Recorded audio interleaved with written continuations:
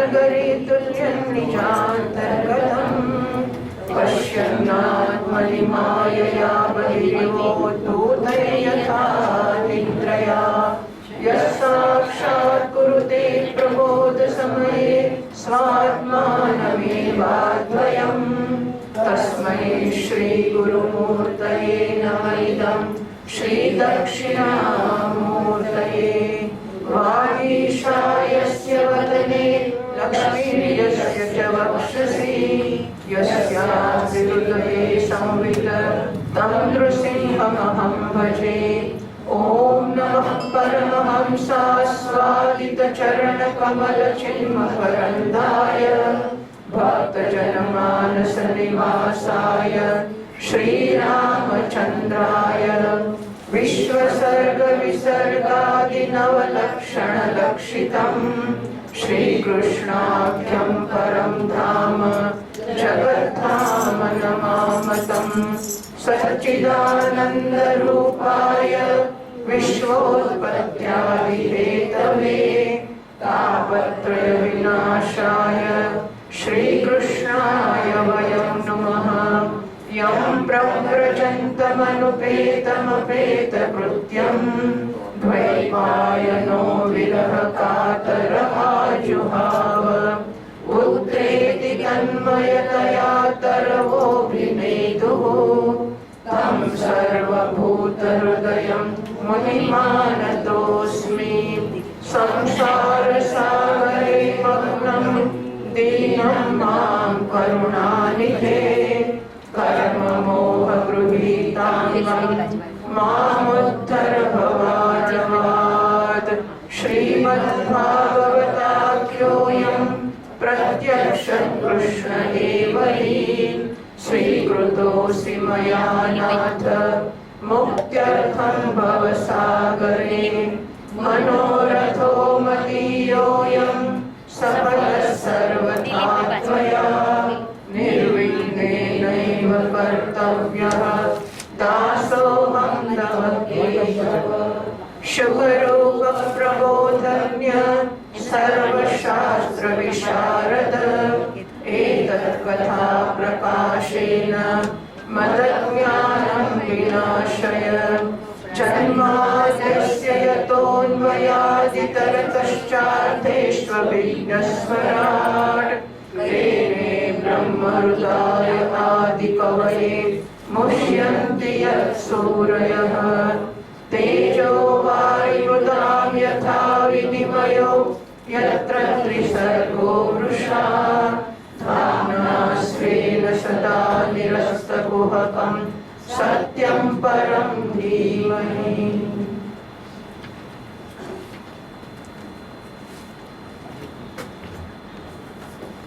भगवते वासुदेवाय ॐ नमो भगवते वासुदेवाय ॐ नमो भगवते वासुदेवाय ॐ नमो भगवते वासुदेवाय ॐ नमो भगवते वासुदेवाय।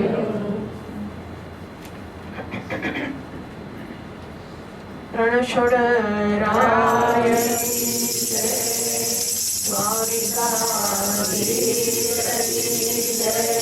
श्री भुवनाथ की जय, श्री सुखदेव महाराज की जय, श्याम सुंदर श्री यमुने महारानी की जय, श्रीमद्भागवत भगवान की जय, सद्गुरुनाथ महाराज की जय। नमः पार्वती पतये हर हर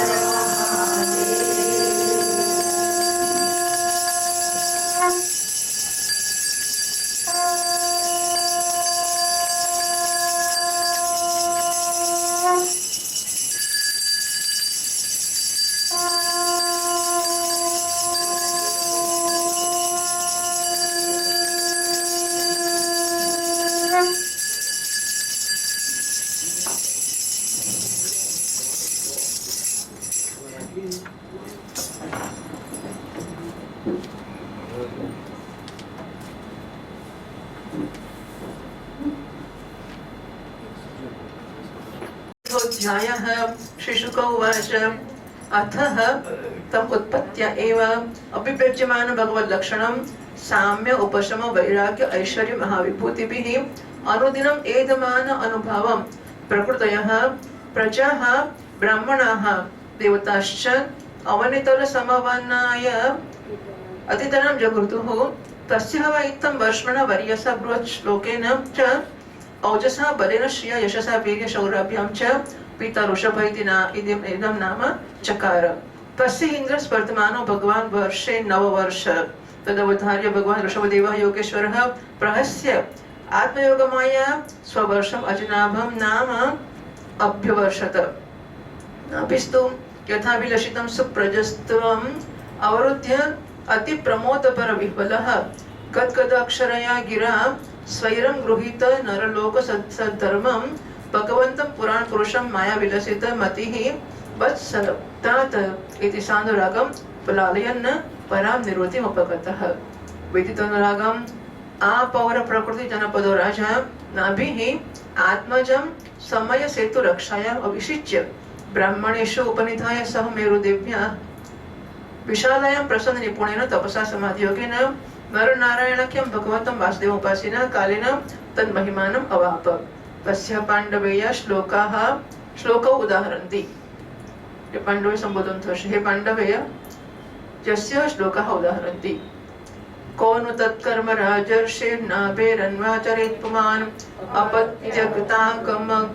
अपत्यतामकाद्यस्य को नु तत्कर्म राजर्षिर्नाभेरन्वाचरेत् पुमान् अपत्यतामकाद्यस्य हरिशुद्धेन कर्मणा ब्रह्मण्योऽन्यः कुतो नाभैर्विप्रा मङ्गलपूजिताः यस्य वर्षि अग्निशं दर्शयामासुरोजसा। अतः भगवान् ऋषभदेवः स्ववर्षं कर्मक्षेत्रम् अनुमन्यमानः प्रदर्शित गुरुकुलवासः लब्धवरैः गुरुभिः अनुज्ञातः गृहमेदिनां धर्मान् अनुशिक्षमाणः जयन्त्याम् इन्द्रदत्तायाम् उभयलक्षणं कर्म समाम्नाय आम्नातम् अभियुञ्जन् आत्मजान आत्मसमानानां शतं जनयामास। समझ पड़े हो ना? मैं तो संस्कृत सॉल्यूशन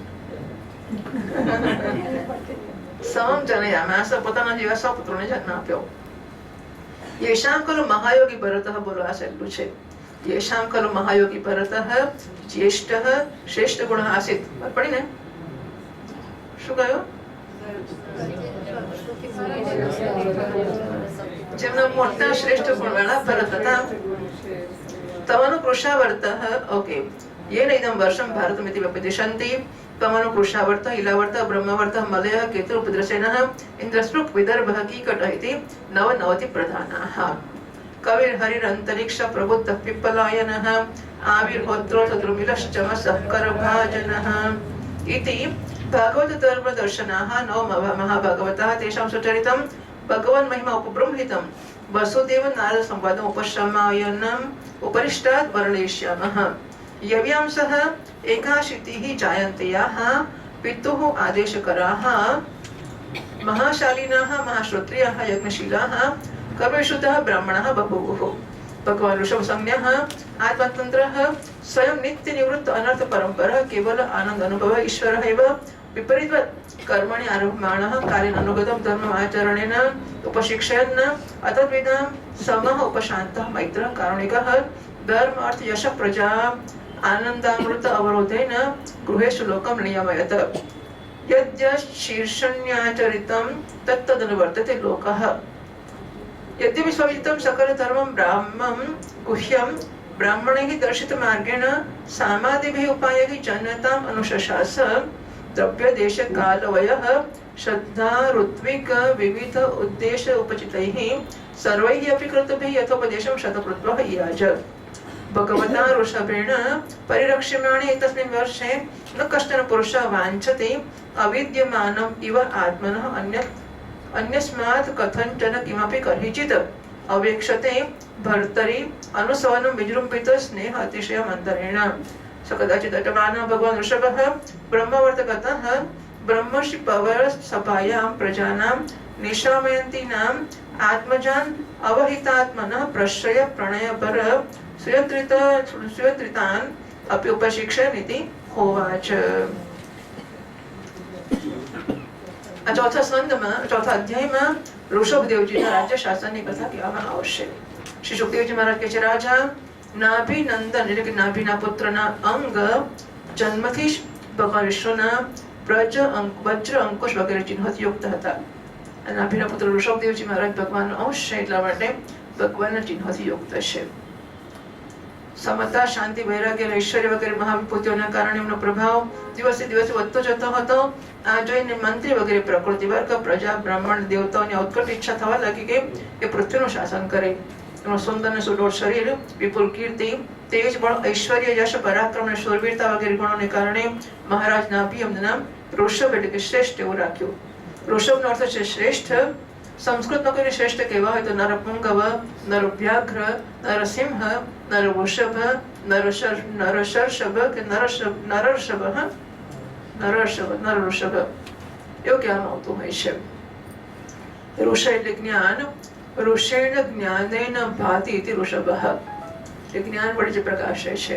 ઋષ ધાતુ ગત્યર્થક છે, માટે જ્ઞાનાર્થક પણ છે. ગત્યર્થક બધી ધાતુ જ્ઞાનના અર્થમાં છે, માટે ઋષંતી જાનંદી એવો અર્થ થાય છે. જ્ઞાનાર્થક પણ એનાથી જ ઋષિ શબ્દ બને છે.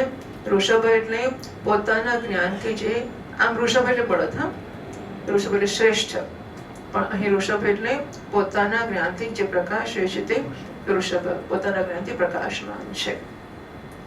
એકવાર ભગવાન ઇન્દ્ર ઈર્ષ્યાવશ તેમના રાજ્યમાં વર્ષા ના કરી. યોગેશ્વર ભગવાન ઋષભે ઇન્દ્રની મૂર્ખતા પર જરા સ્મિત કર્યું અને પોતાના યોગ માયાના પ્રભાવથી પોતાના દેશ અજનાભ ખંડમાં ખૂબ વર્ષા વરસાવી. મહારાજ નાભી પોતાની ઈચ્છા અનુસાર શ્રેષ્ઠ પુત્ર પ્રાપ્ત કરીને અત્યંત આનંદમગ્ન થઈ ગયા અને પોતાની જ ઈચ્છાથી મનુષ્ય શરીર ધારણ કરનારા પુરાણ પુરુષ શ્રી હરિના સપ્રેમ લાલન કરતા એમના લીલા વિલાસથી મુક્ત થઈને એ વત્સ એતાત એમ ગદગદ વાણીથી કહેતા બહુ સુખ માનવા લાગ્યા.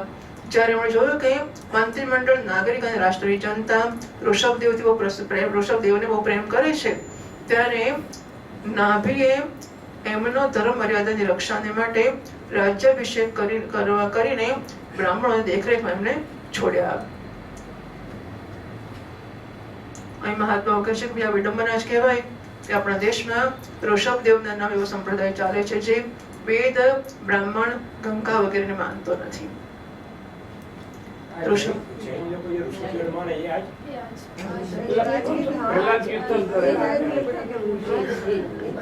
હમણાંની વાત કરું છું. અહીં લખે છે, આમાં કે છે હમણાં આવશે. જયારે એમણે જોયું કે આ પોતાની પત્ની મેરુદેવી સહિત બદ્રિકાશ્રમમાં ચાલ્યા ગયા, એટલે પોતે ચાલ્યા ગયા. તે અહિંસા વૃત્તિથી જેને કોઈની સાથે ઉદ્વેગ ન હોય એવી કૌશલપૂર્ણ તપસ્યા અને સમાધિ યોગ દ્વારા ભગવાન વાસુદેવના નર નારાયણ રૂપની આરાધના કરતા સમય આવતા એમણે એમના સ્વરૂપમાં લીન થઈ ગયા. એ પાંડુનંદના રાજા નાભીના વિષયમાં આ લોકોક્તિ પ્રસિદ્ધ છે. રાજર્ષિ નાભીના ઉદાર કર્મોનું આચરણ બીજો પણ પુરુષ કરી શકે છે. જેમના શુદ્ધ કર્મોથી સંતુષ્ટ થઈને સાક્ષાત શ્રી હરિ એમના પુત્ર થઈ ગયા હતા. મહારાજ નાભી સમાન બ્રાહ્મણ ભક્ત પણ કોણ થઈ શકે છે? જેમને દક્ષિણાથી સંતુષ્ટ થઈને બ્રાહ્મણોએ પોતાના મંત્ર બળથી એમને યજ્ઞશાળામાં સાક્ષાત શ્રી વિષ્ણુ ભગવાનના દર્શન કરાવી દીધા હતા. ભગવાન ઋષભદેવે પોતાના દેશ અજનાભ ખંડને કર્મભૂમિ માનીને લોક સંગ્રહ માટે કેટલોક સમય ગુરુકુળમાં નિવાસ કર્યો. ગુરુદેવની યથાચિત દક્ષિણા આપીને ગૃહસ્થાશ્રમમાં પ્રવેશ કરવાને માટે એમને આજ્ઞા પ્રાપ્ત કરી. પછી લોકોને ગૃહસ્થ ધર્મની શિક્ષા આપવાને માટે દેવરાજ ઇન્દ્રની આપેલી એમની કન્યા જયંતી સાથે વિવાહ કર્યો અને સૌત સ્માર્ત બંને પ્રકારના શાસ્ત્રોમાં ઉપદેશેલા કર્મોનું આચરણ કરતા એમના ગર્ભથી એમણે પોતાના સમાન એટલે પેલી સ્ત્રીના ગર્ભથી, જયંતીના ગર્ભથી પોતાના સમાન ગુણવાળા 100 પુત્રો ઉત્પન્ન કર્યા. એમાં મહાયોગી ભરતજી સૌથી મોટા હતા અને સૌથી વધારે ગુણવાળા હતા. એમના નામથી લોકો આ અજનાભ ખંડને ભારત વર્ષ કહેવાય. આપણા દેશનું નામ જે ભારત પડ્યું છે એ ઋષભદેવજીના પહેલા પુત્ર ભરત ઉપરથી પડ્યું છે. શકુંતલા અને દુષ્યંતના પુત્રથી નથી પડ્યું. એવો પણ કઈક પ્રવાહ હોય છે. તો ભરત નામ એનું નથી પડ્યું, ભરત નામ પડ્યું છે ઋષભદેવજીના પુત્રથી પડ્યું છે. એમના નાના ઉષાવર્ત, ઇલાવર્ત, બ્રહ્માવર્ત, મલય, કેતુ, ભદ્રશેન, ઇન્દ્રસ્વર, વિદર્ભ, નિકટ આ 9 રાજકુમાર પછીના 90 ભાઈઓમાં મોટા અને શ્રેષ્ઠ હતા. સૌથી પહેલા ભરતજી, પછી આ 9 એમનાથી નાના કવિ હરિ અંતરિક્ષ પ્રબુદ્ધ પીપલાયન આવિર્હોત્ર દ્રુમિલ ચવસ અને કરભાજન આ 9 રાજકુમાર ભાગવત ધર્મનો પ્રચાર કરનારા મહાન ભગવત ભક્ત થયા. ભગવાનના મહિમાથી મહિમાન્વિત અને પરમ શાંતિથી પૂર્ણ એમનું પવિત્ર ચરિત્ર આપણે નારદ અને વસુદેવના સંવાદના પ્રસંગમાં આગળ 11મા સ્કંદમાં કહેવામાં આવશે. નવયોગીશ્વરોની કથા આવશે તે આ નવયોગીશ્વરો છે. એમનાથી નાના જયંતીના 81 પુત્ર પિતાની આજ્ઞા ગણતરી કરી લો. પહેલા સોમાના પહેલા ભરતજી એટલે 1 ગયા, પછીના 9ના નામ આપ્યા, પછીના 9ના નામ આપ્યા એટલે 9 ને 9 18 અને 1 19 ગયા. પછી કેટલા વધ્યા? 81. બરાબર. હિસાબ મળી ગયો. હવે 81 જે રહ્યા તે જયંતીના 81 પુત્રો પિતાની આજ્ઞાનું પાલન કરનારા, અત્યંત વિનીત, મહાન વેદજ્ઞ અને નિરંતર યજ્ઞ કરનારા હતા. એ પુણ્ય કર્મનું અનુષ્ઠાન કરવાથી શુદ્ધ થઈને બ્રાહ્મણ થઈ ગયા હતા. ભગવાન ઋષભદેવ જો કે પરમ સ્વતંત્ર હોવાને કારણે સ્વયં સર્વદા બધા પ્રકારની અનર્થ પરંપરાથી રહિત કેવળ આનંદ અનુભવ સ્વરૂપ અને સાક્ષાત ઈશ્વર જ હતા. છતાં પણ અજ્ઞાનીઓની જેમ કર્મ કરતા એમને કાળને અનુસાર પ્રાપ્ત ધર્મનું આચરણ કરીને એનું તત્વ ન જાણનારા લોકોને શિક્ષા આપી. સાથે જ સમ શાંત સુહૃદ અને કારુણિક રહીને ધર્મ અર્થ યશ સંતાન ભોગ સુખ અને મોક્ષનો સંગ્રહ કરતા ગૃહસ્થાશ્રમમાં લોકોને નિયમિત કર્યા. મહાપુરુષ જોયું યદ્ય શીર્ષણ્ય આચરિતમ તત્ત અનુવર્તતે લોકઃ. સાંભળ્યું છે કશું? શું સાંભળ્યું છે ત્યાં?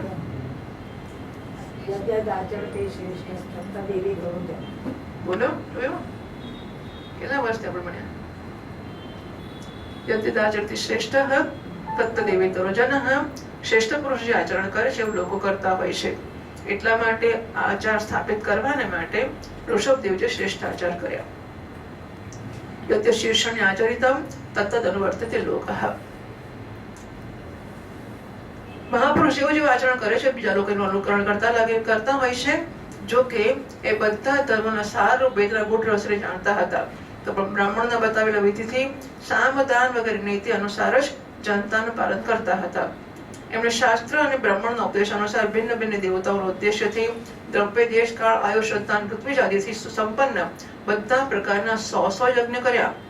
ભગવાન ઋષભદેવના શાસન કાળમાં આ દેશનો કોઈ પણ પુરુષ પોતાને માટે કોઈનાથી પણ પોતાના પ્રભુના પ્રત્યે દિવસે દિવસે વધતા અનુરાગ સિવાય અને બીજી કોઈ વસ્તુની ક્યારેય ઈચ્છા કરતા નહોતા.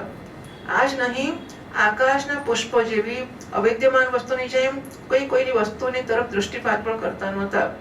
એકવાર ભગવાન ઋષભદેવજી ફરતા ફરતા બ્રહ્માવર્ત દેશમાં પહોંચ્યા.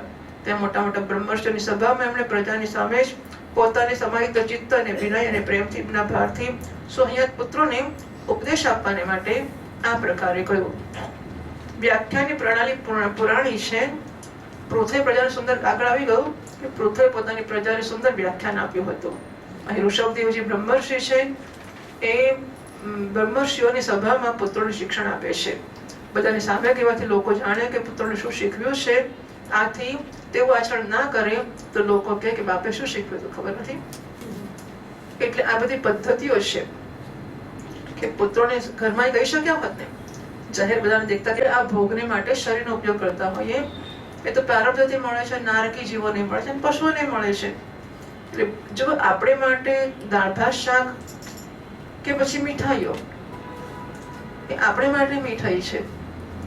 પણ ભૂંડ છે એ તો પેલું જે ગંદુ ખાય છે એના માટે મીઠાઈ છે ને, બરાબર ને? આપણને જે મીઠાઈનો આનંદ છે એને એ વસ્તુનો આનંદ છે.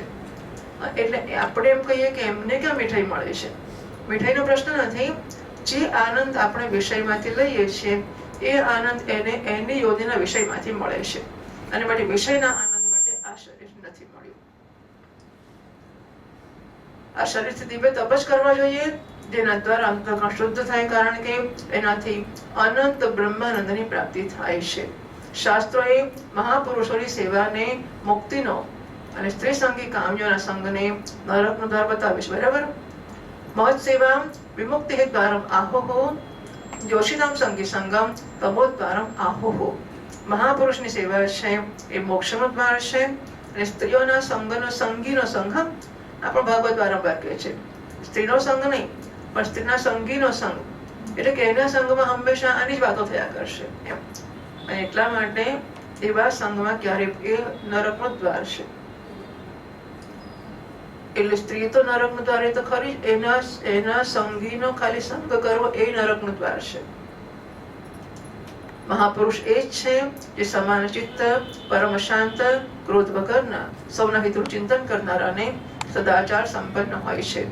અથવા હું પરમાત્માના પ્રેમને જ જે એકમાત્ર પુરુષાર્થ માને છે, કેવળ વિષયોની ચર્ચા કરનારા લોકોમાં તથા સ્ત્રી પુત્ર ધન વગેરે સામગ્રીઓથી સંપન્ન ઘરોમાં જેમની અરુચિ છે અને જે લૌકિક કાર્યોમાં કેવળ શરીર નિર્વાહ પૂરતા જ પ્રવૃત્ત થાય છે.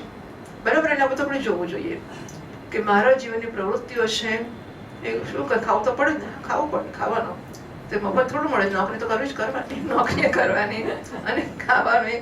પાછા લોકો આપણને આવો કે હા બંધ પેટ આપ્યું ભગવાન ખાવું તો પડશે, ખાવું ને પણ કોણ નાખે, લાડવા જ ખાવા એવું થોડું કરવું જ જોઈએ. એટલે આ બધી તો અંચાઈ છે. એ ખાવા માટે આપણને જોઈએ તો જરૂર કમાવાનું, માદા પડે દવાખાના માટે જરૂર કમાવાનું, અને ભણવું, લગ્ન કરવું બધા માટે કમાવાનું, કશો વાંધો નહીં. પણ પછી એને નક્કી તો હોય કે એટલા સિવાય નહીં. બરાબર, શરીર છે કે હાથ પગ છે માટે કમાયા કરવાનું, હાથ પગ ચાલે જ માટે કમાયા કરવાનું, મર્યા નથી જીવીએ જ માટે કમાયા કરવાનું. જીવીએ ત્યાં કરવાનું શું? તો જીવીએ જ માટે કમાયા કરવાનું.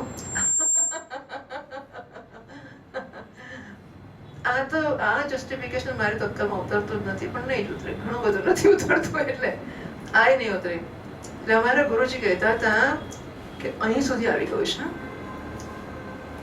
એટલે હું એ વ્યક્તિ હું નામ નથી કહેવા માંગતી, ચાલો ના કેવું, બધા મરી ગયા છે એટલે વાંધો નથી કેવું હોય તો, પણ નથી કહેતી ચાલો. એમનો એ જમાનો એટલે બહુ જ વર્ષો પહેલાનો જમાનો. હા,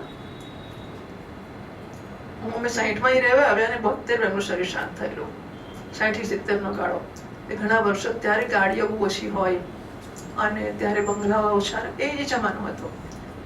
ત્યારે એમની પાસે મિલ માલિકો ને જાણીતી થિયેટરના, સિનેમાના માલિક શું કહેવાય,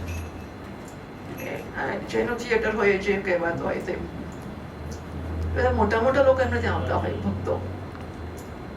અને ગુરુજીનું શરીર તો 72 માં શાંત થઈ ગયું હતું.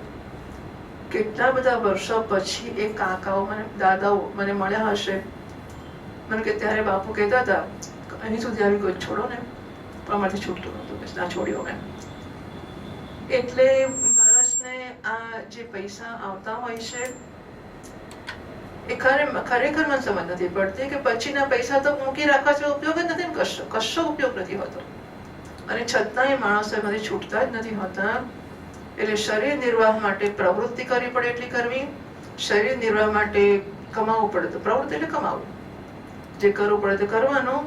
એ સિવાયના કાર્યો પણ નહીં, એ સિવાયની વાતો પણ નહીં, એ સિવાયની પ્રવૃત્તિઓ કશું જ નહીં. બરાબર, આપણે આપણી વાત કરીએ છીએ. હા,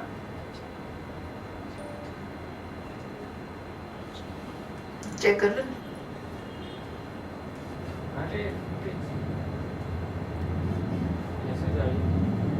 આવી ગયો ને? આવી ગયો છે. Okay fine. તો આપણે જે કઈ વાતચીત કરતા હોઈએ, જે કઈ કરીએ તે આપણે આપણી વાત કરીશું. દુનિયાના લોકોને આપણે ચિંતા નથી કરતા, પણ કમસે કમ આપણે આપણી બધી વસ્તુ વિશે સભાન થઈ જઈએ અને જરૂર વગરની વાત ના જ જોઈએ એટલે ના જ જોઈએ. ઘરમાં જાહેર કરી દઈએ. એને માટે એમાં જો કે જાહેર કરવાથી આપણી ચોકી પણ કરશે લોકો પછી, એટલે સારું પણ છે. જાહેર કરી દે હું તો બીજી વાતો પડતી નથી, હું લગ્નમાં જતી નથી, આમ નથી કરતી, એટલે પછી ઘરવાળા સામેથી કહેશે કે તું તો નથી આવતી, હું જઈ આવું છું. એટલે પહેલા જોઈ લો કે આપણને રસ નથી ને, પણ રસ ના હોય તો વાંધો નહીં, જાહેર કરો એટલે પેલા રસ છોડી દેશે તમારો. જાહેરાત કરી જ દેવાની. હવે મને શોખ નથી અલંકારો પહેરવાનો, અને આપણું ગૃહસ્થાશ્રમ, છોકરા પરણે એટલે ગૃહસ્થાશ્રમ પૂરો થઈ ગયો. બસ એ આપણને પહેલા સમજાઈ જવું જોઈએ. અને આપણો નિશ્ચય કાચો પાક હોય તો વાંધો નહીં, જાહેરાત કરી દેવાની. બહુ સરસ પોલિસી આ હોય છે કે આપણા મનમાં થોડી થોડી અવઢવ હોય ત્યારે જાહેરાત કરી દેવી. હું તો રોજ સત્સંગમાં જઉં છું, હું છોડતી જ નથી, નહીં છોડવાનો. આપણા પોતાના કામ માટે છોડીશું તો સમાજ એના કામ માટે કહેશે કાલ નહોતા છોડે ગયા ને, બસ તો આજે મારા માટે ના જશો. એટલા માટે આપણે આપણા તરફથી કોઈ સત્સંગ છોડવાનો જ નહીં. કોઈ સત્સંગ એટલે આપણા સત્સંગ. હા, એ બહુ ચિંતાનો વિષય છે કે હું પેણે કથામાં જ કહી હતી, પેણે પ્રવચનમાં જ કહી હતી, એ બધી વસ્તુઓ ખોટી છે. એટલે આપણા તરફથી જાહેરાત થઈ જવી, આપણા મનમાં એ નિશ્ચય થઈ જાય.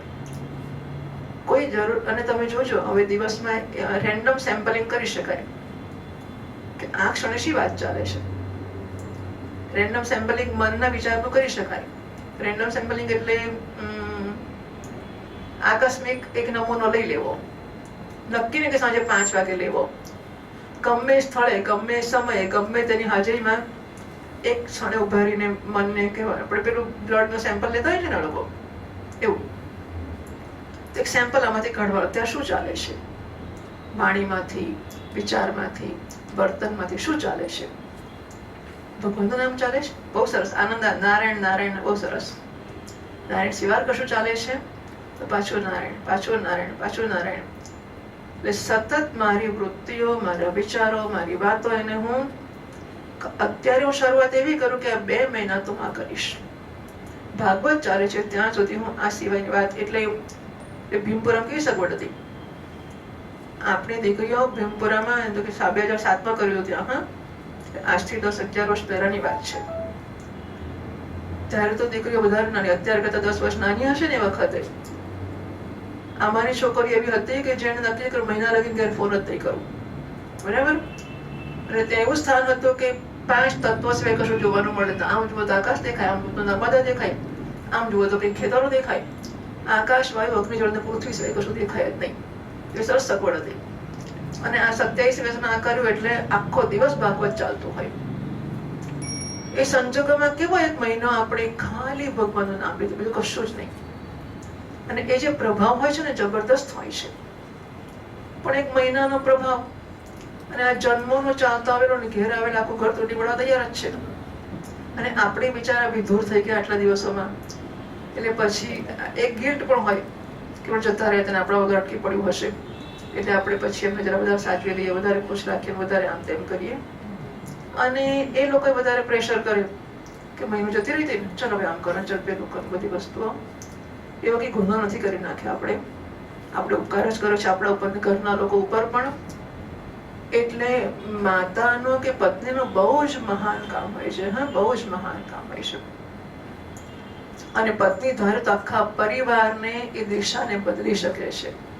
બહુ સુંદર દિશા, બંને દિશા આપી શકે છે.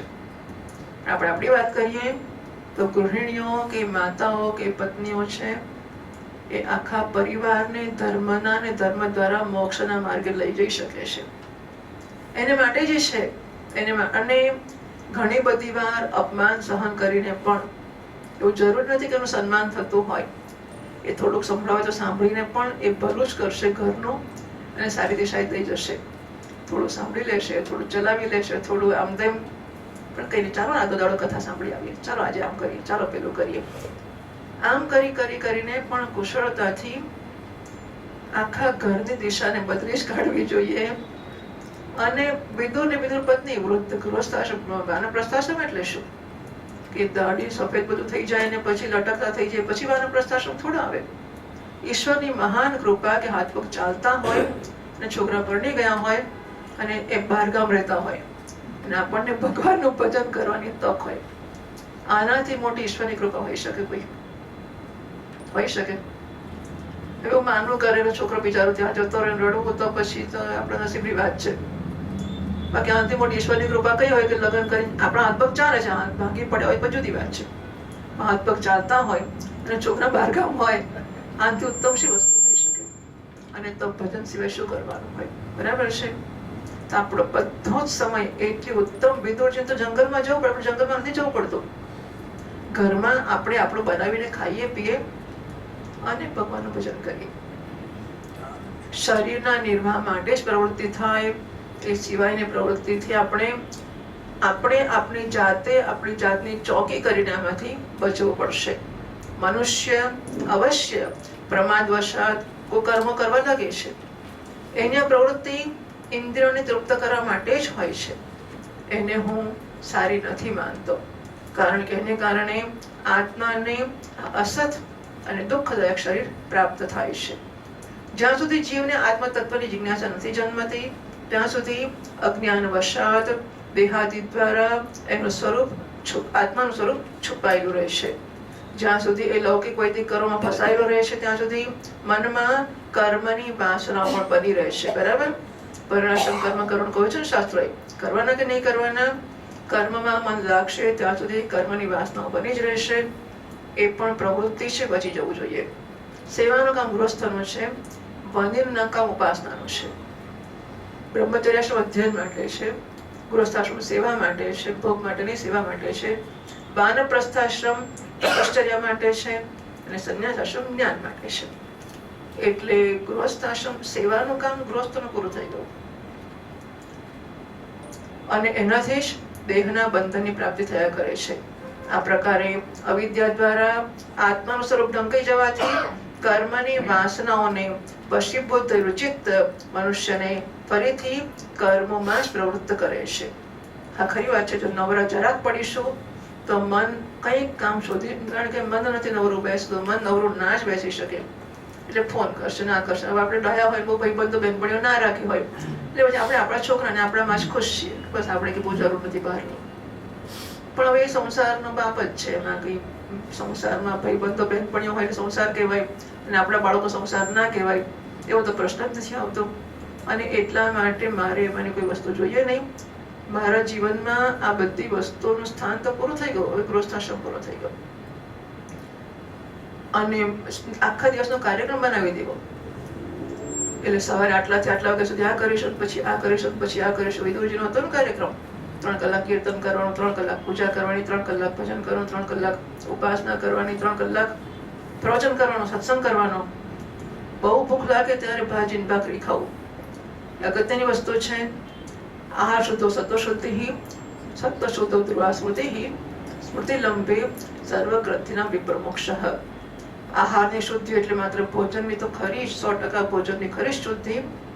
ભોજનની સાથે 5 ઇન્દ્રિયથી લેવાતા આહારની શુદ્ધિ. હું શું જોઈશ, શું સાંભળીશ, શું ખાઈશ, શું અડકીશ. સ્પર્શના પણ દોષ લાગી જતા હોય છે.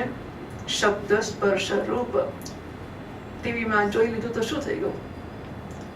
ના જોવાય વસ્તુ ના જ જોવાય, ના સંભળાય ના જ સંભળાય. શબ્દ સ્પર્શ જ્યાં થાય ત્યાં જ થાય, બાકી ના જ્યાં તડકવાની જરૂર નથી. રૂપ રસ ખાવા માટે પણ ડોંગરી મહારાજ તો 1000 વાર કહ્યા જ કરે છે કે દાંત પડ્યા એટલે દૂધ ને ભાત ખાઈને ભગવાનનું ભજન કરવાનો વખત આવી ગયો. પણ આ જમાના પડવા દેતા જ નથી. હા લોકો તો શું એવો અત્યારે ડેન્ટિસ્ટોનો ટ્રેન્ડ છે કે દાંતને બચાવવા અને પડવા નહીં દેવા. તો શું કરીશું? કેમ દાળ ભાત ખાવાનું છું, બસ દાળ ભાત શાક રોટલી ખાઈ શકાય. પણ જો ઓવરઓલ બધી વસ્તુમાં ધ્યાન નહીં રાખીએ તો એક વસ્તુના ધ્યાનથી કશું અઘરું હોય કે સહેલું હોય આ જ છે. અને કોઈક એક જન્મ્યા કરીશું ત્યારે જ મુક્તિ થશે, નહીં તો નહીં થાય. કેટલાય જન્મોથી આપણે આ બધું કરતા આવ્યા હોઈશું, ત્યારે આપણને આ જન્મ મળ્યો હશે, આ સૂઝ્યું હશે, આ બધા સંજોગો પ્રાપ્ત થયા હશે અને આપણને એનો વિશે આદર જન્મ્યો છે. બાકી આ જે દીકરીઓ છે 50 વર્ષની 55 વર્ષની આજે એમના માટે અશક્ય છે ને. અને તો 10 વર્ષથી આ છોકરીઓ આવે છે, આપણે 10 થી વધારે વર્ષ છે પણ 10 તો ખરા છે. 40 થી 50 વર્ષની ઉંમરની દીકરીઓને ઘરની જવાબદારી શું ના હોય એમને. એની વચ્ચે આવવું ને સાંભળવું, એમાં શ્રદ્ધા જન્મવી, થોડુંક મન થવું, થોડું સારું લાગવું અને કંઈક શીખવાની, જીવનમાં લાવવાની ઈચ્છા જન્મવી બહુ જ મોટી વાત છે. આપણને આ બહુ અદ્ભુત તક મળી છે. અને એ પેલું સોનું આટલું મળે કેવું સાચવી રાખીએ આપણે, નહીં? એના કરતા તો કેટલી મોંઘી વસ્તુ છે. સોનું એક જન્મમાં કામ લાગશે, જાગ્રત અવસ્થામાં જ, સ્વપ્નમાં કામ નહીં લાગે. મારે પછી તો પ્રશ્ન જ નથી. જ્યારે આ કેટલાય જન્મોના પુણ્યોની આટલી મૂડી થઈ છે કે જેના ફળમાં આપણને આટલું અમથું મળ્યું છે. એને વેડફી નાખીશું તો કેટલા બીજા જન્મ રાહ જોઈશું? ફરી ક્યારે માણસ થઈશું? ક્યારે સત્સંગ કરીશું? અને ત્યારે મોક્ષ. ત્યારે આપણે હિંમતથી નક્કી તો કરવું જ પડશે. મન થાય છે પણ નહીં જવું, મન તો મારે તો ભગવાનને મેળવવા છે, નહીં જવું. ગમે ત્યારે આવું તો કરવું જ પડશે. તો અત્યારે કેમ ના કરી લઈએ?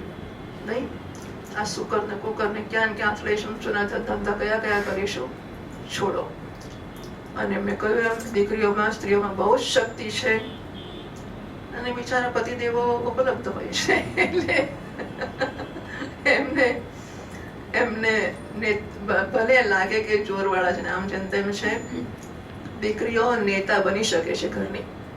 આ ગૃહિણી ગૃહમજ્જતે, ગૃહિણી આખા ઘરની દિશા નક્કી કરવાને માટે મહાન ભાગ ભજવી શકે છે અને ભજવતી જ હોય છે. હવે એ સંસારમાં રહેવાનો તો ચાંદલો કેટલો કરે છે, એટલે કે છે શેના પેલા કે આપો તને 500 રૂપિયા, શેના 500 રૂપિયા આપે, આપણે કેટલો કર્યો તો. એટલે આમ પણ ઘરની દિશાઓ, વ્યવહારની દિશાઓ સ્ત્રીઓ નક્કી કરતી જ હોય છે. એમાં કે એવું નથી કે ભજન માટે નક્કી કરશે, તો એના હાથમાં છે જ આ સત્તા, તો શા માટે એને એનો લાભ ના લેવો? બરાબર. અને એટલા માટે બિલકુલ હિંમત, તે બધા બેઠા છે, હું જાહેરમાં કહી દઉં છું, જરાય ચિંતા કર્યા વગર ભગવાનના ભજનમાં આપણી જાતે જોડી શકીએ આપણે. અને ઈશ્વરની કેટલી કૃપા કે આપણે પરિવારને દોરી શકીએ છીએ ને, બહુ મોટી કૃપા, બહુ જ મહાન આ વસ્તુ છે. તો આપણી બધી જ પ્રવૃત્તિ પર બહુ જ કાળજીપૂર્વક આપણે નિયંત્રણ રાખવાનું કરી શકીએ. હા, મેં કીધું 2 મહિના તો નિયમ રાખીએ છીએ, હું આ નહીં કરું, પેલું નહીં કરું, આ નહીં ખાઉં ને આ નહીં કરું ને એવું. ધીમે ધીમે ધીમે પણ આપણે 2 મહિનાનો પછી 3જો મહિનો, 4થો મહિનો લંબાવતા જઈએ.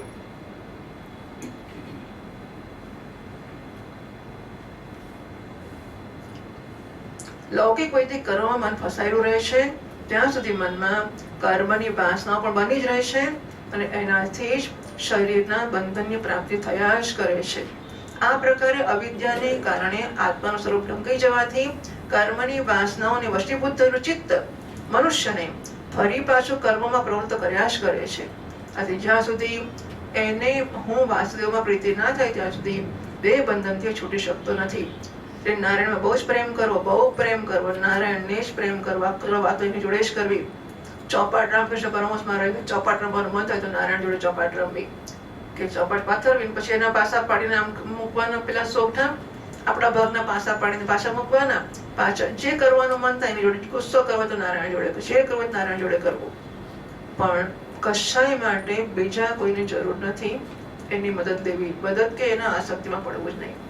સ્વાર્થમાં પાગલ જીવ જ્યાં સુધી વિવેક દૃષ્ટિનો આશ્રય લઈને ઇન્દ્રિયોની ચેષ્ટાઓની મિથ્યા નથી જોતો, એને સમજવું જોઈએ કે આમ આમ આપણી સામે બેસીને કે આમ આમ આમ કર્યા કરે તો આપણને કેવું લાગે?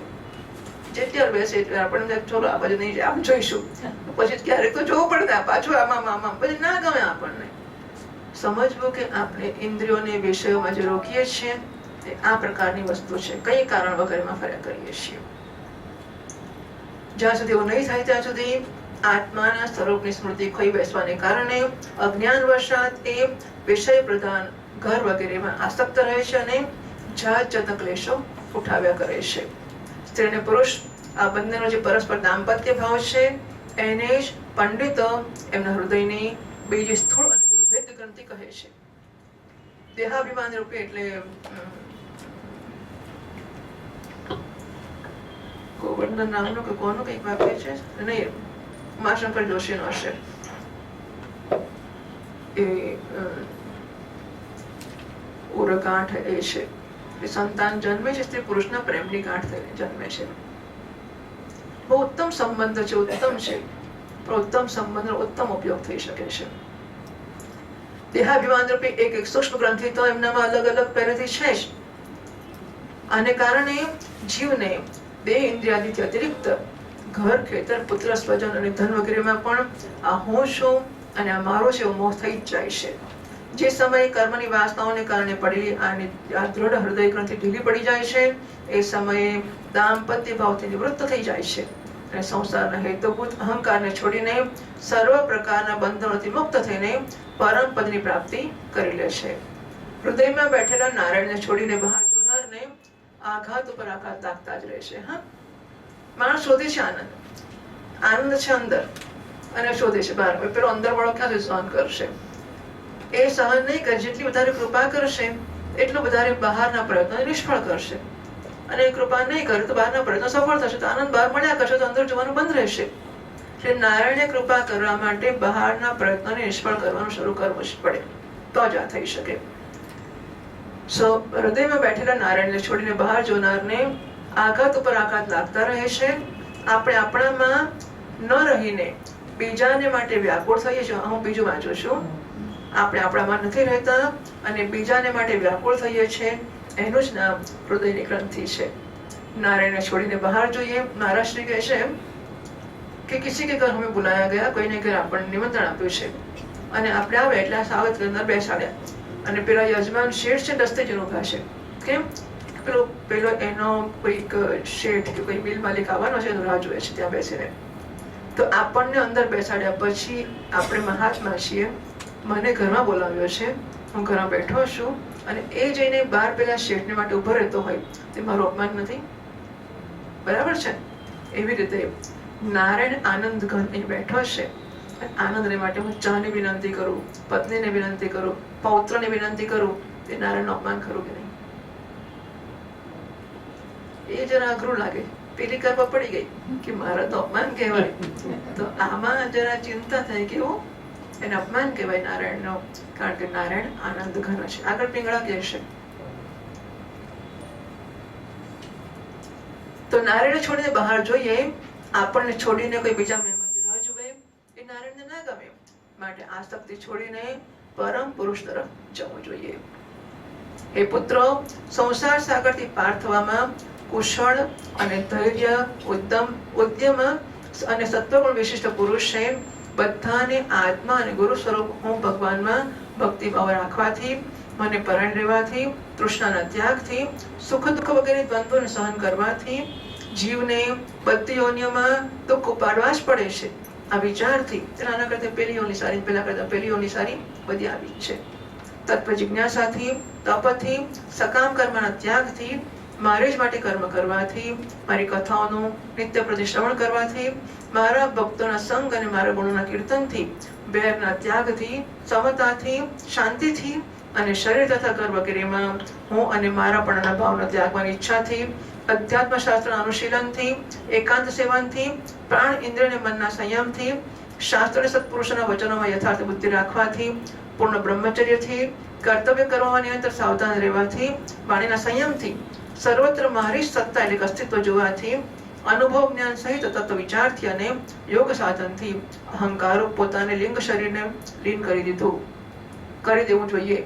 મનુષ્યએ સાવધાન રહેવું લઈને અવિદ્યાથી પ્રાપ્ત હૃદય ગ્રંથિ રૂપ બંધનની શાસ્ત્રોક્ત રીતેથી આ સાધનો દ્વારા સારી માટે કાપી નાખવી જોઈએ. કારણ કે એ જ કર્મના સંસ્કારો રહેવાનું સ્થાન છે. હૃદય ગ્રંથિ એટલે ચૈતન્ય અને જળની ગ્રંથિ.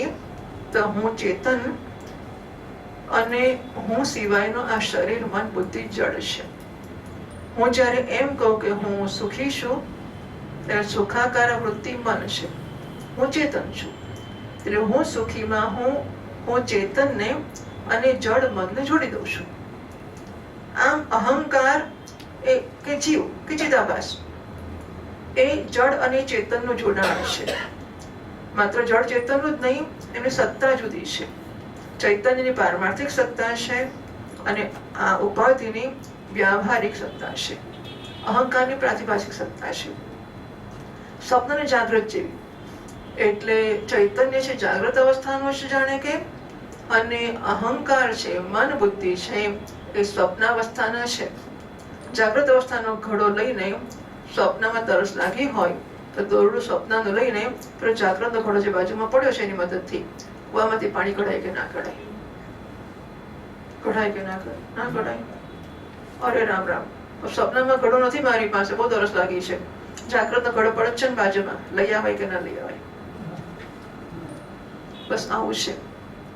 એટલે મારી પોતાની સત્તા પારમાર્થિક છે, જ્યારે મારા સિવાયનાની સત્તા વ્યવહારિક છે. એટલે હું શરીર છું, માણસ છું, માં છું, બાપ છું. આ ક્યાંથી આવ્યું? શરીરમાં જોડાવાથી માં થયા ને. તો શરીર સાથેનું જોડાણ પણ હું તો ચેતન છું અને મારે શરીરનો સંબંધ ક્યાં છે? પેલું સૂર્યનું પ્રતિબિંબ ડોલમાં પડે એટલા માટે એ ડોલને કડી લગાડીને ફર્યા કરે. ડોલ ફૂટી જશે મારું શું થવાનું છે? ડોલ ફૂટી જાય તો સૂર્યને શું થશે? પ્રતિબિંબ નહીં શું થવાનું છે? કશું નથી થવાનું. તો સૂર્ય ચિંતા કરવાની જરૂર છે. કે સૂર્યને ડોલ સાથે કે પાણી સાથે કશો જ સંબંધ નથી. એમ મારે આ શરીર ડોલ છે, અંતઃકરણ પાણી છે, એમની સાથે કશો જ સંબંધ નથી. એમને જોડી દેવા એનું નામ ચિત્ત જળ ગ્રંથિ છે અને એમને છૂટા કરવા એનું નામ ગ્રંથિનો ભેદ છે. ગ્રંથિને સારી માટે કાપી નાખવી જોઈએ, કારણ કે કર્મના સંસ્કારોને રહેવાનું સ્થાન આ હો માણસ હો. પછી મને નિયમ લાગે કે મેં બ્રાહ્મણ છે માટે આ કરો અને ગૃહસ્થ છે માટે પેલું કરો, પણ જ્યારે હું આ શરીરમાં જોડાવ જ નહીં તો બ્રાહ્મણ હોય કે ગૃહસ્થ હોય મારે શું છે? બરાબર છે. એટલે કર્મના સંસ્કારો ત્યાં રહેશે. આ પછી સાધનનો પણ પરિત્યાગ કરી દેવો જોઈએ. 15મા શ્લોકથી વાંચીએ. પુત્રાંશ શિષ્યાંશ નૃપો ગુરુર્વા મલ્લોક કામો મદનુગ્રહાર્થઃ એતં વિમન્યુરનુશિષ્યાદ તજ્ઞાન ન યોજયેત કર્મસુ કર્મમૂઢાન કમ યોજયન મનુજોર્થં લભેત વિપાદયન નષ્ટદૃષ્ટં વિકર્તે લોકસ્વયં શ્રેયસી નષ્ટદૃષ્ટિઃ યોર્થાન સમીહેત નિકામકામઃ અન્યો ન વૈરસુખલેશ હેતોઃ અનંત દુઃખં ચ ન વેદ મૂઢઃ કસ્तं સ્વયં તદભિજ્ઞો વિપશ્ચિત અવિદ્યાયામંતરે વર્તમાનં દૃષ્ટા પુનસ્तं સગુણં કુબુદ્ધિં પ્રયોજયેત ઉત્પથકં યથાન્તં ગુરુર્ન સસ્યાत् સ્વજનો ન સસ્યાत् પિતા ન સસ્યાत् જનની ન સસ્યાत् દૈવં ન તસ્યાत् ન પતિશ્ચ સસ્યાत् નમો જયેત યસ્સમુપેત મૃત્યું ઇદં શરીરં મમ દુર્વિભાવ્યં સત્વં હિ મે હૃદયં યત્ર ધર્મઃ પૃષ્ઠે કૃતો મેલ ધર્મ આરાધ અતો હિ માં વૃષભં પ્રાહુરાર્યાઃ તસ્માत् ભવન્તો હૃદયેન જાતાઃ સર્વે મહ્યાં સમમં સનામં અક્લિષ્ટબુદ્ધ્યા વરतं ભજध्वं શુશ્રૂષણં તત્પરણં પ્રજાનાં ભૂતેષુ વિરુદ્ધ્ય ઉત્તમાયે સરીસૃપાસ્તેષુ સબોધનિષ્ઠાઃ તતો મનુષ્યા પ્રમથાસ્તતોપી ગંધર્વસિદ્ધા વિબુધાનુકાયે દેવાસુરેભ્યો ભગવત્પ્રધાનાઃ દક્ષાદયો બ્રહ્મસુતાસ્તુ તેષાં ભવઃ પરસ્તોऽથ વિરિञ्चि વીર્યઃ समत्परोऽहं द्विजदेव देवः न ब्राह्मणैस्तुलये भूतमन्यत् पश्यामि विप्राह्मतः परं तु यस्मिन् प्रवृत्तं श्रद्धयाहम् अश्नामि कामं न तथाग्निहोत्रे धृता तनूरुषति मे पुराणि येनेह सत्त्वं परमं पवित्रं शमोदमस्सत्यमनुग्रहश्च तपस्तितिक्षानुभवश्च यत्र मत्तोऽप्यनन्तात् परतः परस्मात् मत्तोऽप्यनन्तात् परतः परस्मात् स्वर्गापवर्गाधिपतेर्न किञ्चित् येषां किमुस्यादितरेण तेषाम् अकिञ्चनानां मयि भक्तिभाजां सर्वाणि मद्धिष्ण्यतया भवद्भिः चराणि भूतानि सुता ध्रुवाणि सम्भावितव्यानि पदे पदे वः विविधदृक्पिस्तदुहारणं मे मनोवचोद्रुक्करणे हि तस्य साक्षात् कृतं मे परिबर्हणं हि विना कुमार्येण महाविमोहात् कृतान्तपाशान्न विमोक्तमीशेत. જેને મારા લોકની ઈચ્છા હોય અથવા જે મારા અનુગ્રહની પ્રાપ્તિને જ પરમ પુરુષાર્થમાં નક્કી કરી લો કે જીવનમાં શું જોઈએ છે, ઈશ્વરને જ પ્રાપ્ત કરવો છે, ઈશ્વરનો જ અનુગ્રહ જોઈએ છે, તો પછી એને માટેની દિશા બતાવવામાં આવી રહી છે. આપણા મનમાં એવું હોય કે ભગવાન ભગવાન અત્યારથી શું છે, અત્યારે તો ખાઈ પીને જલસા કરીને આપણે આ જિંદગી મળી ના મળી માણસ થયા છે, આપણને આવો સરસ અવતાર મળ્યો, આવો સરસ બધી વસ્તુઓ મળી છે, ગાડી બંગલા બધું મળ્યું છે, અત્યારે ભોગવી લઈએ, પછી જયારે નવરા પડીશું ત્યારે ઠીક છે એવું લાગતું હોય તો ભૂલી જાઓ, તો પછી ચિંતા પણ નકામે 2 મહિના બગાડવાની છે જરૂર, તો જઈને અત્યારથી ભગવાનનું પછી એ જ કરવાનું ને આનો શું કામ વખત બગાડવો. એટલે આપણને આવી વૃત્તિ જન્મી છે તો પછી તો જબરદસ્તી નક્કી કરવું મારે ભગવાન જ જોઈએ છે, ના જોઈતો હોય તો મારે તો ભગવાન જ જોઈએ છે, બીજું શું. એ રાજા હોય તો પોતાની અબોધ પ્રજાને, ગુરુ પોતાના શિષ્યોને અને પિતા પોતાના પુત્રોને આ શિક્ષણ આપે. અજ્ઞાનના કારણે જો એ શિક્ષણ અનુસાર ના ચાલીને એ લોકો કર્મને જ પરમ પુરુષાર્થ માનતા રહે તો પણ એમના પર ક્રોધ ના કરે, સમજાવી બુજાવીને એમને કર્મમાં પ્રવૃત્ત થતા રોકે. હું તમે આચું સુંદર લખેલું બોલો, કેટલું બધું સ્પષ્ટ લખ્યું છે કે ગમે તેમ પટાવી મનાવીને લાડ કરીને પણ બેટા આમાં ના પડાય આપણાથી, શું ના અડકાય, એમ કરી કરીને કર્મોમાંથી રોગ ગયે તો 2 માંથી 1 જણો કે ઘરનો એક માણસ આમ તેમ બધાને રોગ લઈ જશે. અઘરું એવું છે કે આપણે આપણા કઈને સત્સંગમાં કોઈ નહીં લાવી શકીએ, પણ એ એમના કૈલા ફિલ્મ જોવા અને હોટલમાં આપણને બધાને ખેંચી જ જશે. અને એટલા માટે આપણે મજબૂતાઈથી એમને પકડી લાવવા પડશે અને નહીંતર આપણી મર્યાદા નક્કી કરી દેવી પડશે. તમને છૂટ છે જે કરવું હોય તે કરવાની, પણ હું એમાં આવીશ નહીં. ખોટું લાગે, થોડો વખત ખોટું લાગશે. એક મોટી વાત એ છે આપણી સંસ્કૃતિમાં કે આખો સમાજ આપણો સાધુતાને, સજ્જનતાને, ત્યાગને, વૈરાગ્યને, આદરની દૃષ્ટિથી જુએ જ છે. શરૂઆતમાં થોડો વખત ટેટા કરશે એટલા માટે કે આપણે એમને સપોર્ટ ના કરીએ તો એમને થોડી તકલીફ જાતે વધારે લેવી પડે. જાતે લગ્નમાં જવું પછી પોતાના કપડા જાતે શોધવા, બધું પછી પોતે તકલીફ વધારે લેવી પડે, એવું બધું. એટલા માટે બીજું એવું છે કે તે ફીલ ગિલ્ટી. ઘરમાં એક છોકરો હોય અને એ સફેદ કપડાં પહેરતું હોય, ભગવાનનું ભજન કરતું હોય, હવે એના મા બાપને બને ઠણીને બહાર જવું હોય તો શરમ તો આવે ને કે આપણું છોકરું આ બધી વાસ્તવિકતાઓ હોય છે. એટલે કે ભાઈ તું આશ્રમમાં જાય ના કરતા ઘરમાં ના રહીશ, અમે દેખવું નહીં, તાજવું નહીં, અમે તો હરી ફરી શકીએ, ભાઈ તારે જે કરવું હોય તે કર. તે ઘરના લોકો પોતપોતાના પ્રશ્નોને કારણે આપણને રોકતા હોય છે. પણ અંદરના અને એમને અંદરથી ખબર પણ છે કે સારું કરે છે. હા, એમને એ પણ ખબર છે કે મારે પણ એ જ કરવું જોઈએ, પણ હું કરતો નથી, કરવા દેતો નથી કે દેતી નથી, બંને પક્ષે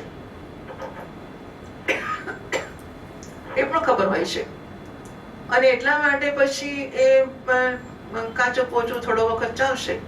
જો આપણે મજબૂત હોઈશું તો બધાએ સ્વીકારવું જ પડશે. થોડો વખત એવું લાગશે કે કોઈ સ્વીકારતું નથી, કોઈ વિરોધ કરે છે, આમ છે ને તેમ છે.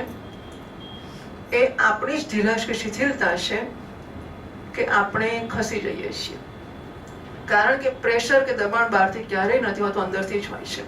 એટલે આને કયું માટે આમ કરવું પડે, પેલા એ કયું માટે આમ, એ વસ્તુ ખોટી હોય છે. મારે કરવું હોય માટે જ હું કરું છું, ના કરવું હોય માટે નથી કરતો. અને એટલા માટે બધી અંચાઈને સમજી લો, બધી અંચાઈ જ કહેવાય. એટલે મારે જે કરવાનું, આપણી માતાઓ પહોંચી આવે છે, એ કરવું હોય તો હું તો ફેરવી બધાને તારું કરાવી દે. આખા ઘરને મેં એકવાર નક્કી કર્યું કે બધાના જ લઈ જવા છે, બધા લઈ જ જવું. આ બધી છોકરીઓ કરી શકે છે, બધી અને બધી માતાઓ, બધા પોતપોતાના સમયમાં એવું કર્યું હશે. અને એટલા માટે પછી એનો ઉપયોગ કરીને આપણે બધાના ભલા માટે કામ કરી શકીએ. આપણે તો નાચ જોતો થઈ જઈએ તો નક્કી જ છે. જેમ કોઈ આંખો વગરનો મનુષ્ય હોય, જાણી જોઈને એને ખાડામાં તો રાજ મોકલાય ને આપણાથી. એમને વિશાળ શક્તિયુક્ત કામ્ય કર્મમાં લગાવવા એવી વસ્તુ છે કે કોઈ આંખો વગરના માણસને હાથે કરીને આપણે ખાડામાં ફેંકતા હોઈએ. આથી ભલા કયા પુરુષાર્થની સિદ્ધિ થવાની છે? વિશ્વમાં આસક્ત રહેવાથી. પોતાનું સાચું કલ્યાણ શેમાં છે એને લોકો જાણતા નથી. આથી જે લોકો જાત જાતની ભોગ કામનાઓમાં ફસાઈને તુચ્છ ક્ષણિક સુખને માટે પરસ્પર વેર કરી બેસે છે અને નિરંતર વિષય ભોગોની માટે જ પ્રયત્ન કરતા રહે છે. આ મૂર્ખ લોકો એ વાત વિશે જરાય વિચાર નથી કરતા કે આ વેર વિરોધને કારણે નરક વગેરે અનંત ઘોર દુઃખોની પ્રાપ્તિ થશે. ખાડામાં પડવાને માટે ઉલટા રસ્તાથી જતા મનુષ્યને જોઈને આંખ વાળો માણસ એને ત્યાં જવા દેતો નથી. તેવી રીતે અજ્ઞાની મનુષ્યને અવિદ્યામાં ફસાયેલા દુઃખોની તરફ જોઈને કયો દયાળુ પુરુષ કે જ્ઞાની પુરુષ હશે બીજી જાણી જોઈને પણ એમને એ રસ્તે જવા દે અને જવાને માટે પ્રેરણા કરે? કોઈ ના હોય એવો, એટલે એમને રોકવા જ જોઈએ. અવિદ્યા મંત્ર એ વર્તમાન, હા, આ મુંડકોપનિષદ મંત્રમાંથી આવ્યો. જે પોતાના પ્રિય સંબંધીને ભગવત ભક્તિનો ઉપદેશ આપીને મૃત્યુની ફાંસી છોડાવતો નથી. ગુરુ ન સસ્યાત, એ ગુરુ નથી. સ્વજનો ન સસ્યાત, એ સ્વજન નથી. પિતા ન સસ્યાત, એ પિતા નથી. જનની ન સાસ્યાત, એ માતા પણ નથી. દૈવમ ન સસ્યાત, એ દૈવ પણ નથી, ઈષ્ટ દેવતા પણ નથી, અને પતિ પણ એ નથી. જે મૃત્યુ આવી ગયું છે ત્યારે, એટલે કે મૃત્યુમાં ફસાયેલા મર્ત્યને કે મૃત્યુની ફાંસીથી માણસને છોડાવતો નથી. એ સ્વજનો શું કરવાના? જે આપણને સંસારથી છોડાવે નહીં એને સ્વજન જ ના કહેવાય. એ તો ફાંસીના બધા પાસો છે કે હું તો છૂટીશ નહીં તો છૂટવા દઈશ નહીં. જો કેવી જાય છે, કેવો જાય છે, એ તો મૂર્ખતા છે. એટલે પછી એમાંથી કઈ ચાલે નહીં. પેલા જાકે પ્રિય રામ શું છે? જાકે પ્રિય રામ વૈદેહી તજીએ તાકો કોટી વાયરી સમ યદ્યપિ પરમ સ્નેહી. નહીં, મીરાબાઈએ જયારે પૂછાવ્યું તુલસીદાસજીને ત્યારે આ ભજન એમણે કહ્યું. અને બીજું પણ એક ગીત છે ને, એવું આવશે ક્યારેક. મારા આવતા શરીરનું રહસ્ય સાધારણ માણસોની બુદ્ધિને ગમ્ય નથી. શુદ્ધ સત્વમાં હૃદય છે અને એમાં ધર્મની સ્થિતિ છે. અધર્મને હું મારી પાછળ બહુ દૂરથી ધકેલી દીધો છે મેં. આથી સત્પુરુષો મને ઋષભ કહે છે. તમે બધા મારા શુદ્ધ સત્વમય હૃદયથી ઉત્પન્ન થયા છો. આથી મત્સર છોડીને તમારા મોટા ભાઈ ભરતની સેવા કરો. એની સેવા કરવી એ જ મારી સેવા કરવા જેવી છે અને એ તમારું પ્રજાપાલન પણ છે. બધા ભૂતોની અપેક્ષા એ વૃક્ષ અત્યંત શ્રેષ્ઠ છે. એનાથી ચાલનારો જીવ શ્રેષ્ઠ છે. એ વૃક્ષ કરતા ચાલનારો જીવ શ્રેષ્ઠ છે.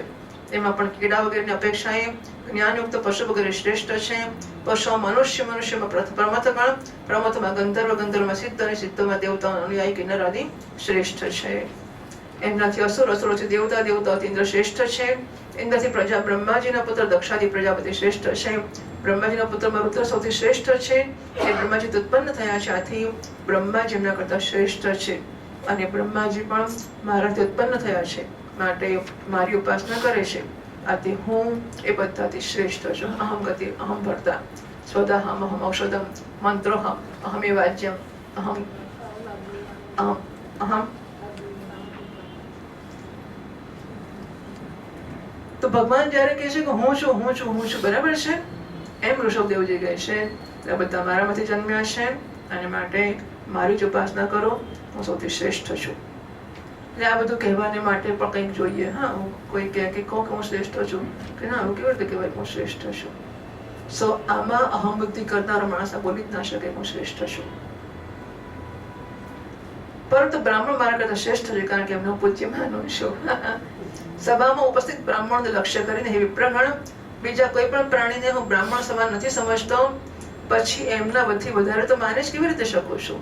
લોકો શ્રદ્ધાપૂર્વક બ્રાહ્મણના મુખમાં જે અન્નાદી આહુતિ આપે છે એનાથી હું એને જેવી પ્રસન્નતાથી હું ગ્રહણ કરું છું એવું અગ્નિહોત્રમાં હોમ કરેલી આહુતિને પણ હું સ્વીકારતો નથી. અગ્નિહોત્રના અગ્નિમાં એ તો આપવી જ, એવું નહીં કે ત્યાં નહીં આપીને બ્રાહ્મણને આપી. એ તો આપવી જ પણ બ્રાહ્મણને પણ આપવી. જેમને આ લોકમાં અધ્યયન વગેરે દ્વારા મારી વેદરૂપા અત્યંત સુંદર અને પુરાતન મૂર્તિને ધારણ કરી રાખી છે તથા જે પરમ પવિત્ર સત્વગુણ શમ દમ સત્ય દયા તપ દીક્ષા અને જ્ઞાન વગેરે 8 ગુણોથી સંપન્ન છે, એ બ્રાહ્મણથી વધીને બીજું કોણ હોઈ શકે છે? હું બ્રહ્મા કરતી વગેરે કરતા પણ શ્રેષ્ઠ અને અનંત છું તથા સ્વર્ગ મોક્ષ વગેરે દેવો આપવાની પણ સામર્થ્ય રાખો છો. પરંતુ મારા અકિંચન ભક્ત એવા નિષ્પૃહ હોય છે, મારી પાસેથી કશું માંગતા નથી. પછી રાજ્ય વગેરે અન્ય વસ્તુઓની ઈચ્છા તો કરી જ કેવી રીતે શકે છે? એ પુત્રો, તમે સંપૂર્ણ ચરાચર ભૂતોને મારું શરીર સમજીને શુદ્ધ બુદ્ધિથી ડગલે ને પગલે એમની સેવા કરો. આ જ મારી સાચી પૂજા છે. આ ભાગવતમાં આવીને વારંવાર આવશે કે મૂર્તિમાં પૂજા કરવા કરતા વધારે સારી પૂજા એ છે કે સર્વત્ર, એ પણ આવશે. એકાંત ભક્તિ ગોવિંદે સર્વત્ર તદીક્ષણ, ખરી ભક્તિ છે કે સર્વત્ર નિરીક્ષણ કરવામાં આવે. મનોવચન દૃષ્ટિ તથા અન્ય ઇન્દ્રિયોની ચેષ્ટાઓ સાક્ષાત ફળ મારું આ પ્રકારનું પૂજન જ છે. એના વગર મનુષ્ય પોતાના મહામોહમય કાળ પાસથી છોડાવી શકતો નથી. શ્રી શુક ઉવાચ એવં અનુશાસ્યાત્મજાન સ્વયં અનુશિષ્ટાનપી લોક અનુશાસનાર્થમ મહાનુભાવ પરમસ્વરૂપ ભગવાન ઋષભ અપદેશઃ ઉપશમશીલાનાં ઉપરત કર્મણાં મહામુનિનાં ભક્તિ જ્ઞાન વૈરાગ્ય લક્ષણં પારમહંસ ધર્મ ઉપશિક્ષમાણઃ સ્વતોન્યા શત જ્યેષ્ઠં પરમ ભાગવતં ભગવજન પરાયણં ભરતં ધરણી પાલનાય અભિષિચ્ય સ્વયં ભવને એવ ઉર્વરિત શરીર માત્ર પરિગ્રહ ઉન્મત્તૈવ ગગન પરિધાન પ્રકીર્ણ કેશઃ આત્મન્યારોપિતાહવનીયઃ બ્રહ્માવર્તાत् પ્રવભ્રાજ જડ અંધમુખ બધિર પિશાચ ઉન્માદકવત અવધૂત વેશઃ અવિભાષ્યમાણોપી જનાનાં ગૃહીત મૌન વ્રત તોષ્ણવતઃ તોષ્ણી બભુવ તત્ર તત્ર પુરગ્રામ આકર ખેટ વાટ ખરવટ શિબિર વ્રજ ઘોષ સાર્થ ગિરિવન આશ્રમાદિષુ અનુપથમ અવનિચરપસદૈઃ પરિભૂયમાન મક્ષિકાભિઃ વનગજઃ તર્જન તાડન અવમેહન સ્થીવન ગ્રાવ શક્રુદ રજઃ પ્રક્ષેપ પૂતિવાત દુરુક્તૈઃ તદ અવિગણયન એવ असत संस्थानः एतस्मिन् देहोपलक्षणे सदुपदेशे उभय अनुभवरूपेण स्वमहिमा अवस्थानेन असमारोपित अहम मम अभिमानत्वात् अविखण्डितमनः पृथ्वीम् एकचर परिबभ्राम.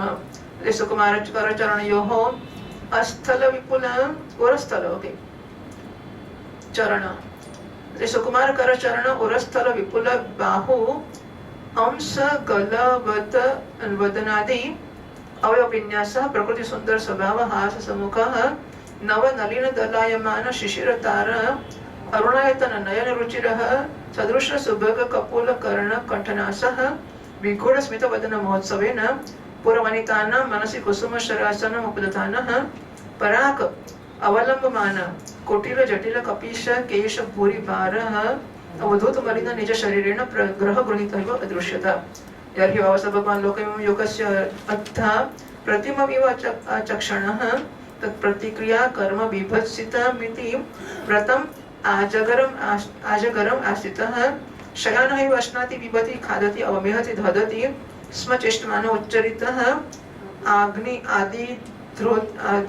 आदिग्ध उद्देशः तस्य यः पुरीश स्वरूपी सौगन्ध्य वायोः तं देशं दशयोजनं समन्तात् चकार यं गोमृग काकचर्या व्रजं तिष्ठन् नासीनः शयानः काकमृग गोचरितः पिबति खादति अवमेहति स्म इति नानायोगचर्याचरण भगवान् कैवल्यपति ऋषभः अविरत परम महानन्दानुभवः आत्मनि सर्वेषां भूतानां आत्मपते भगवति वासुदेवे आत्मनः अव्यवधान अनन्तर उदर भावेन सिद्ध समस्तार्थ परिपूर्णः योगेश्वराणि वैहाय स मनोवचव अंतर्धान परकाय प्रवेश दूरग्रहणादिनि यदृच्छ उपगतानि न अंजसा नृपः हृदयेन अभ्यनन्दत।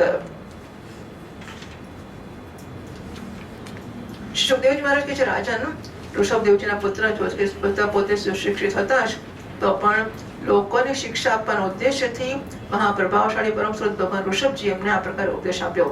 ઋષભદેવજીના સૌપુત્રના ભરત સૌથી મોટા હતા। એ ભગવાનના પરમ ભક્ત અને ભગવત ભક્તોના પરાયણ હતા। ઋષભદેવજી પૃથ્વીનું પાલન કરવા માટે એમને રાજગદી પર બેસાડીને સ્વયં उपसमशील निवृत्ति परायण महामुनियों भक्ति ज्ञान वैराग्य रूप परम सूचित धर्मोनी शिक्षा આપવાની માટે બિલકુલ વિરક્ત થઈ ગયા। એમણે બધા ગૃહસ્થાશ્રમના ધર્મોનો પર શિક્ષણ આપવા માટે યજ્ઞ વગેરે કર્યો। તો ગૃહસ્થ કેમ જીવવું જોઈએ, બ્રહ્મચાર્ય કેમ જીવવું જોઈએ, હવે સાધુ એનો ત્યાગ પણ કરવો જોઈએ, ત્યાગ કરીને કેમ જીવવું જોઈએ, બધાનો ઉપદેશ પોતાના જીવન દ્વારા જીવીને આપી રહ્યા છે। એટલા માટે પરમહંસનો ઉચિત ધર્મનું શિક્ષણ આપવાને માટે હવે બિલકુલ વિરક્ત થઈ ગયા। કેવળ શરીર માત્રનો પરિગ્રહ રાખીને બાકીનું બધું જ ઘર પર છોડી દીધું એમણે। હવે એ વસ્ત્રોનો પણ ત્યાગ કરીને સર્વથા દિગંબર થઈ ગયા। એ સમયે એમના વાળ વિખેરેલા હતા, ઉન્મત્ત જેવો વેશ હતો। આ સ્થિતિમાં એ હવનીય અગ્નિઓના પોતાનામાં લીન કરીને સંન્યાસી થઈ ગયા અને બ્રહ્મવર્ત દેશથી બહાર નીકળી ગયા। એ સર્વથા મૌન થઈ ગયા, કોઈ વાત કરવા ઈચ્છે તો બોલતા નહોતા। જડ અંત બહેરા ગુંગા પિશાચ અને પાગલોના જેવી ચેષ્ટા કરતા અવધૂત બનીને જ્યાં ત્યાં વિચરણ કરવા લાગ્યા। ક્યારેક નગરોમાં અને ગામોમાં ચાલ્યા જતા તો ક્યારેક ખાણોમાં, ખેડૂતોની વસ્તીઓમાં, બગીચા, પહાડી ગામો, ચન્નાની છાવણીઓ, ગોશાળાઓ, અહીરોની વસ્તીઓ અને યાત્રીઓના ટીકવા એટલે કે ધર્મશાળામાં પણ રહેતા હતા। ક્યારેક પહાડો, જંગલો, આશ્રમ વગેરેમાં વિચરણ કરતા। કોઈ પણ રસ્તાથી નીકળતા તો જે પ્રકારે વનમાં વિચરણ કરનારા હાથીને માખીઓ સતાવે છે એ પ્રકાર મૂર્ખ અને દુષ્ટ લોકો કપડા વગરનો માણસ નાગો કરીને પાછળ પડે।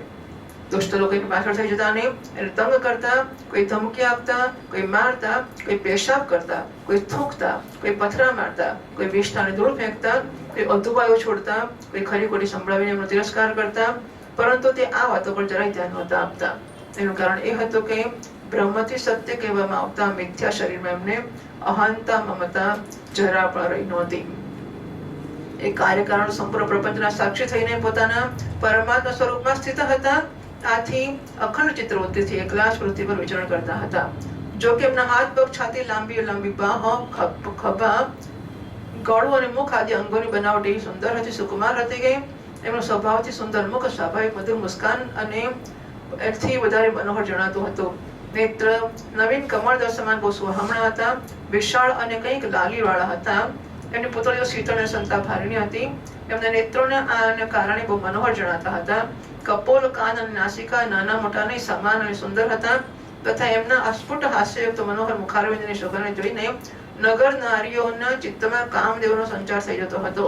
છતાં પણ એમના મુખની આગળ જે ભૂરા રંગની લાંબી વાંકડિયાવાળની લટો લટકતી હતી ને, એમને મહાન ભાર અને અવધૂતો સમાન ધૂળી દૂસરી દેહને કારણે એ ગ્રહગ્રસ્ત મનુષ્યની સમાન જણાતા હતા। જ્યારે ભગવાન ઋષભદેવે જોયું કે આ જનતા યોગ સાધનનો વિઘ્નરૂપ છે તો એનાથી બચવાને ઉપાય બીભત્સ વૃત્તિથી રહેવા લાગ્યા। એમણે અજગર વૃત્તિ ધારણ કરી। અજગર વૃત્તિ એટલે મધુકર વૃત્તિ અને અજગર વૃત્તિ બેથી સાધુ રહેતા હોય છે। મધુકર વૃત્તિ એટલે રહેવાની, જીવવાની આજીવિકા। તો કારણ કે ખાવા તો કંઈક જોઈએ ને, તો મધુકર એટલે ભમરો જેમ જેમ ફૂલ પર જતો હોય તે રોજ ચૂસી લાવતો હોય એમ માધું કરી એટલે સાધુઓ 5 કે 7 ઘરમાં જાય અને ભિક્ષા માગી લાવે, એના પર જીવે. આ માધુકરી વૃત્તિ છે. આજગરી વૃત્તિ એ છે અજગર ના જેવી કે પડ્યા રહે અને મોઢું ખુલ્લું છે, જે આવે એ ખાવાનું, ના આવે તો નહીં. એટલે આજગરી વૃત્તિ સ્વીકારી, પડ્યા રહ્યા.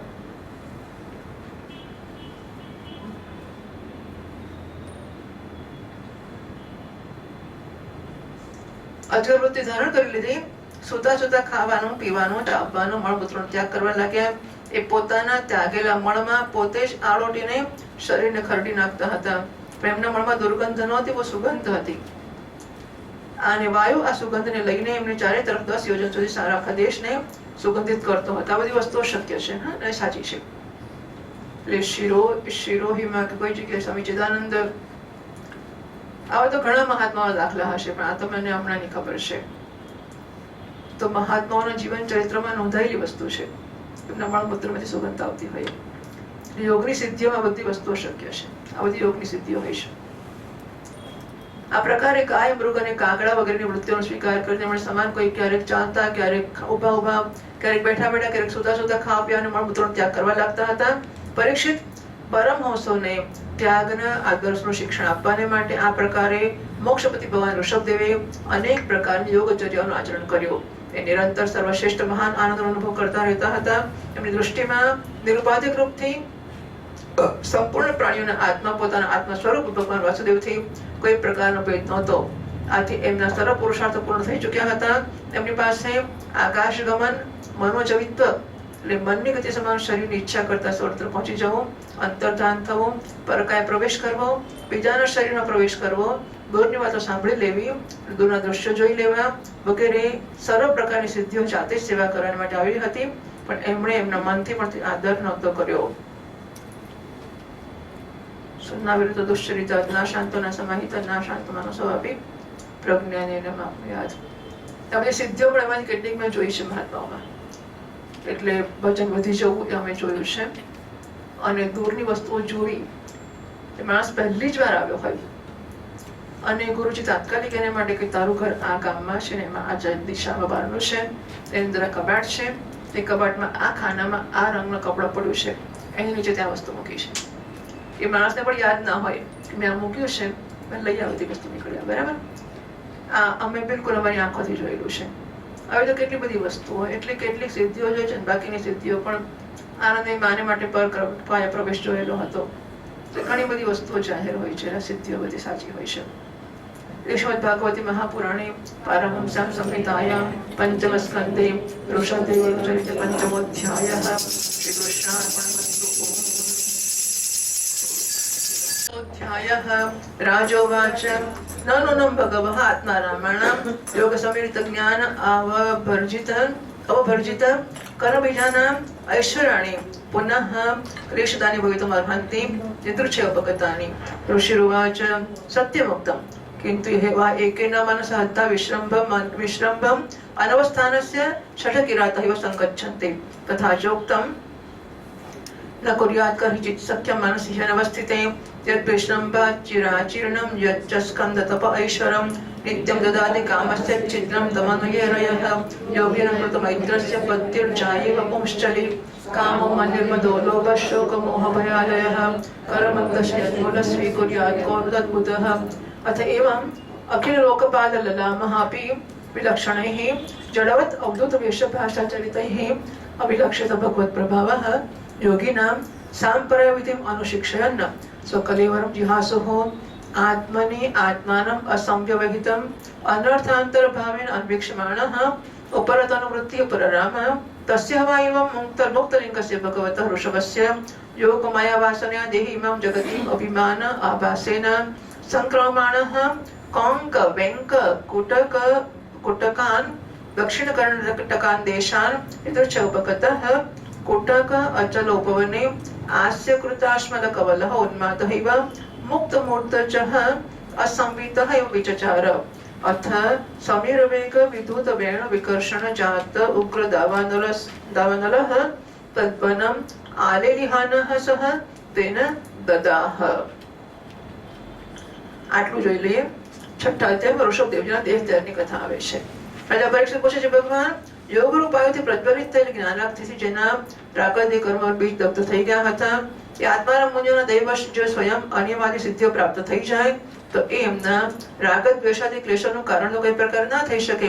પછી પણ ભગવાન ઋષભે એમનો સ્વીકાર કેમ ના કર્યો?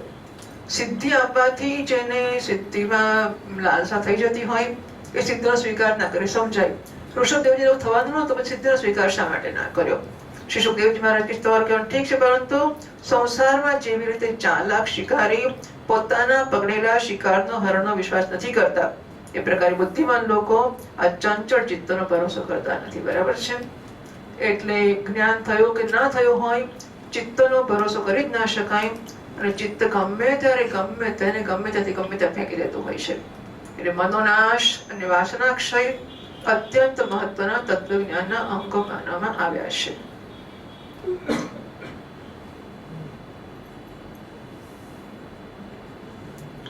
એવું પણ કહેવામાં આવ્યું છે, આ ચંચળ ચિત્ત સાથે ક્યારેય મૈત્રી ના કરવી જોઈએ. એમાં વિશ્વાસ કરવાથી જ મોહિનીમાં ફસાઈને મહાદેવજીનો લાંબા સમયથી ભેગું કરેલું તપ ક્ષીણ થઈ ગયું હતું. જેમ વ્યભિચારની સ્ત્રી 4 પુરુષોને અવકાશ જોઈને આપીને એમના દ્વારા પોતાનામાં વિશ્વાસ રાખનારા પતિનો વધ કરાવી દેશે. લો નહીં, એટલે સ્ત્રી બીજા માણસને દ્વારા પોતાના પતિનો વધ કરાવે છે. આ બધી વસ્તુ જૂના જમાનાની જાણીતી જ છે. એ પ્રકારે જે યોગી મન પર વિશ્વાસ કરે છે, એમનું મન કામ અને એના સાથી ક્રોધ વગેરે શત્રુઓનું આક્રમણ કરવાનો અવસર આપીને એમને, એટલે કેવું સુંદર અને સ્પષ્ટ ઉદાહરણ છે કે સ્ત્રીનો સાચો સંબંધ પતિ જોડે છે, પારકાને લાવીને પતિનો હત્યા કરાવે છે. એમ આ મન છે, એનો સાચો સાથી આત્મા છે, એ કામ ક્રોધ શત્રુઓને લઈ આવીને આત્માનો નાશ કરાવે છે. હા, એવો સુંદર દાખલો છે. કામ ક્રોધ મદ મોહ લોભ અને મોહ અને ભય વગેરે શત્રુઓનું તથા કર બંધનનું મૂળ તો મન જ છે ને. આથી એના પર કોઈ પણ બુદ્ધિમાન પુરુષ કેવી રીતે વિશ્વાસ કરી શકે છે? બોલો. એટલે મનને નવરું ના જ રખાય, સતત તેને પ્રવૃત્તિમાં રાખવું જ અને રાખવું જ પડે. જરાક નવરું પડશે તો એ બધો સત્યાનાશ વાળી દેશે. આથી ભગવાન ઋષભદેવ જો કે ઇન્દ્રાદી સર્વ લોકપાલના પણ ભૂષણ સ્વરૂપ હતા, તો પણ જડ પુરુષોની જેમ અવધૂતોના જેવો વિવિધ વેશ ભાષાના આચરણથી પોતાનો ઈશ્વરીય પ્રભાવને છુપાવીને રાખતા હતા. અંતમાં એમણે યોગીઓને દેહત્યાગની વિધિ શીખવાને માટે પોતાનું શરીર છોડવાની ઈચ્છા કરી.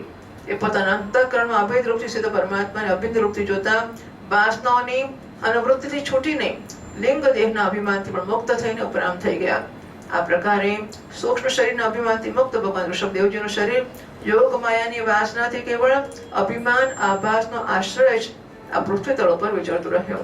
દૈવ સાથે કોંક, બેંક અને દક્ષિણ વગેરે કુટક કર્ણાટકના દેશોમાં ગયા અને મોઢામાં પથ્થરનો ટુકડો નાખીને તે કશું બોલવાનું એટલા માટે ભાગવત કહે છે કે 2 વસ્તુ જીહવાનું ઉપસ્થ, એટલે જમવાનું અને બીજા આસક્તિ કે ભોગની ઈચ્છા, આ બેમાંથી બચવું એ અત્યંત જીતે રસે જતમ સર્વમ. તો રસનાને જીતી લેવી અને ભોગની ઈચ્છાને જીતી લેવી આ સૌથી મહાન, સૌથી વધારે જીતવાની વસ્તુઓ છે. અને જો એ ન થાય તો પછી માણસ ગમે ત્યારે પતન પામી શકે છે. એટલે મોઢા પથ્થરનો ટુકડો નાખીને બાળ વિખેરીને ઉન્મત્તની સમાન દિગંબર રૂપથી કુટકા ચલના વનમાં ફરવા લાગ્યા. આ સમય ઝંઝાવાતના જગજોર થયેલા વાંસોના ઘર્ષણથી પ્રબળ તાવકની ભભૂકી ઉઠ્યો. એ ભડકી ઉઠ્યો ને આખા વનને પોતાની લાલ લાલ લપેટોમાં લઈને ઋષભદેવજી સહિત ભસ્મ કરી નાખ્યા. બરાબર? વાંસોમાં આગ લાગીને ત્યાં એમનો શરીરનો નાશ થયો. હવે આગળ વાંચીએ છીએ. યસ્ય કિલ અનુચરિતમ ઉપાકર્ણ્ય કંક વેંક કોટકાના રાજા અર્હન નામ ઉપશિક્ષ્ય કલૌ અધર્મ ઉત્કૃષ્યમાણે ભવિતવ્યેન વિમોહિતઃ સધર્મપથમ અકુતો ભયમ અપહાય કુપથ પાખંડમ અસમંજસમ નિજ મનીષયા મંદઃ શ્રમ પ્રવર્તયિષ્યતે येन हवावकलो मनोज अपसदाः देवमाया मोहिताः सविधि नियोग शौच चारित्र विहीनाः देवहेलनानि अपव्रतानि निज निश्चय गृह्णानाः अस्नान अनाचमन अशौच केश उल्लुंचनादीनि कलीना अधर्म बहुलेन उपहितधियः ब्रह्म ब्राह्मण यज्ञ पुरुष लोक विदूषकाः प्रायेण भविष्यन्ति ते च हि अर्वाक्तनया निजलोकयात्रया अन्तपरम्परया आश्वस्ताः तमसि अन्ते स्वयमेव प्रवर्तिष्यन्ति। अयम् अवतारः रजसा उपप्लुत कैवल्य उपशिक्षणार्थः तस्य अनुगुणान् श्लोकान् गायन्ति। अहो भुवः सप्त समुद्रवत्या द्वीपेश वर्षेष्वति पुण्यमेतत् गायन्ति यद्दत्ति जनाः मुरारेः कर्माणि भद्राण्यवतारवन्ति। अहो नुवंशो यशसा वदातः प्रयव्रतो यत्र पुमान् पुराणः कृतावतारः पुरुषस्य आद्यः चचार धर्मं यत् कर्म हेतुं कोन्वस्य काष्ठामपरोऽनुगच्छेत् मनोरथेनाप्युपवस्य योगी यो योगमाया स्पृहयत्युदस्ताः कोन्वस्य काष्ठामपरोऽनुगच्छेत् मनोरथेनाप्युपवस्य योगी यो योगमाया स्पृहयत्युदस्ताः यसत्तया येन कृतप्रयत्नाः। इति अस्मत् सकल वेद लोक देव ब्राह्मण गवां परम गुरुः भगवतः ऋषभाख्यस्य विशुद्धाचरितम् ईरितं पुंसां समस्त दुश्चरित अभिहरणं परम महामंगलायनम् इदम् अनुश्रद्धया उपचितया अनुशृणोति आश्रावयति वा अवहितः भगवति तस्मिन् वासुदेवे एकान्ततः भक्तिः अनयोऽपि समन्वर्तते। यस्यामेव कवयः आत्मनम् अविरतं विविध रुचिना संसार परिताप उपतप्यमानम् अनुसवनं स्नापयन्तः तया एव परया निर्वृत्त्या हि अपवर्गम् आत्यन्तिकं परम पुरुषार्थमपि स्वयम् आसादितं नः एव आद्रियन्ते भगवद्यत्वेनैव परिसमाप्त सर्वार्थाः। राजन् पतिर्गुरुरलं भवतां यदूनां दैवं प्रियः कुलपतिः क्व च किङ्करो वः अस्त्वेवमङ्ग भगवान् भजतां मुकुन्दः मुक्तिं ददाति कर्हिचित् स्मरण भक्तियोगम्। नित्यानुभूत निजलाभ निवृत्त तुष्णः श्रेयश्च तद्रचनया चिरसुप्तबुद्धेः लोकस्य यः करुणया भयमात्मलोकम् आख्यान् नमो भगवते ऋषभाय तस्मै। હવે તમે પૂછો છો જવાબ, હે રાજા, જે સમયે કળિયુગમાં અધર્મની વૃદ્ધિ થશે એ સમયે, કારણ કે કંક વેંક એ પ્રદેશમાં એમનું અવસાન થયું ને, શરીર ત્યાં છૂટ્યું, એટલે સૌથી પહેલા પ્રચાર એમનો ત્યાં થયો। તો કંક વેંક અને કુટક દેશના મંદમતી રાજા અર્હત ત્યાંના લોકો પાસેથી ઋષભદેવજીના આશ્રમથી અતીત આચરણનું વૃત્તાંત સાંભળીને સ્વયં એને ગ્રહણ કરી લેશે અને લોકોના પૂર્વ સંચિત પાપોના ફળ રૂપે થનાર હોનહારને વશીભૂત થઈને ભયરહિત સ્વધર્મ પથનો પરિત્યાગ કરશે, પોતાની બુદ્ધિથી અનુચિત અને પાખંડપૂર્ણ કુમાર્ગનો પ્રચાર કરશે। આથી કળિયુગમાં દેવમાયાથી મોહિત અનેક અધમ મનુષ્યો પોતાના શાસ્ત્ર વિહિત શૌચ અને આચારને છોડી દેશે। અધર્મ બહુલ કલિયુગના પ્રભાવથી બુદ્ધિહીન થઈ જવાને કારણે સ્નાન ન કરવું, આચમન ન કરવું, અશુદ્ધ રહેવું, બાળ ખેંચાવી કાઢવા વગેરે ઈશ્વરનો તિરસ્કાર કરનારા પાખંડ ધર્મોના માનમાન્ય ઢંગથી સ્વીકાર કરશે અને પ્રાયઃ વેદ, બ્રાહ્મણ અને ભગવાન યજ્ઞ પુરુષની નિંદા કરવા લાગશે। બરાબર છે? અત્યંત સ્પષ્ટ શબ્દમાં કહ્યું છે, જૈન એવું નામ નથી કહ્યું, ખાલી એટલું જ છે। પણ અર્હન એ અને ઋષભદેવજી એ પણ થયું શું કે ઋષભદેવજી જ્ઞાની હતા અને એમણે તો અવધૂત એ આપણા આશ્રમની પરંપરા છે કે સંન્યાસી અવધૂત થઈને શરીર ત્યાગે કે ના ત્યાગે, અવધૂત થાય કે ના પણ થાય, પણ થાય પણ ખરો। અવધૂતિ એ આપણી પરંપરા છે, એ જ્ઞાનનો અને વિરક્તિનો, મુક્તિનો, જીવન મુક્તિનું પ્રતીક છે। એ કોઈ સમાજના ઢગલે ઢગલા લોકોએ સ્થાપિત કરેલી પરંપરા નથી। 4 આશ્રમ એવી વસ્તુ છે કે માણસ બધા બ્રહ્મચારી ગૃહસ્થ વાનપ્રસ્થ સન્યાસી થઈ શકે। સન્યાસીમાંથી અવધૂત થવું, અવધૂત વેશે ફરવું એ કોઈ સંપ્રદાય કે પરંપરા નથી। બરાબર? એ મનુષ્યની પરિપક્વતાનું એક સ્તર છે। હવે એને એ સ્તરને લઈને પરંપરા બનાવી દેવી અને એટલા માટે બધાએ કપડા વગર ફરવું અને બધા ઢગલે ઢગલા લોકો યુટ્યુબ માં ક્યાંક નાનું મોટું મેં તો મારી નજર પડી, બધી બહેનો પણ એમની પૂજાઓ કરતી હોય। પછી હા, દિગંબર સાધુઓના પગ ધોવાનું બધું જ મેં જોયું। તમે લોકો જાણતા હોય તો હશે, મારી તો એકવાર નજર પડી તો મને આશ્ચર્ય થયું કે એટલે એવું ઓહો, તો શું બધા લોકો એટલા વિરક્ત હશે એવું ગૃહસ્થ બધા? એટલે આ બધી વસ્તુઓ કંઈક અનાચાર ફેલાવી બી થતી તો મને ખબર નથી, એટલે હું કઈ કહી શકતી નથી, પણ નિમિત્ત બની તો શકે ને અનાચારનું, આવી વસ્તુ.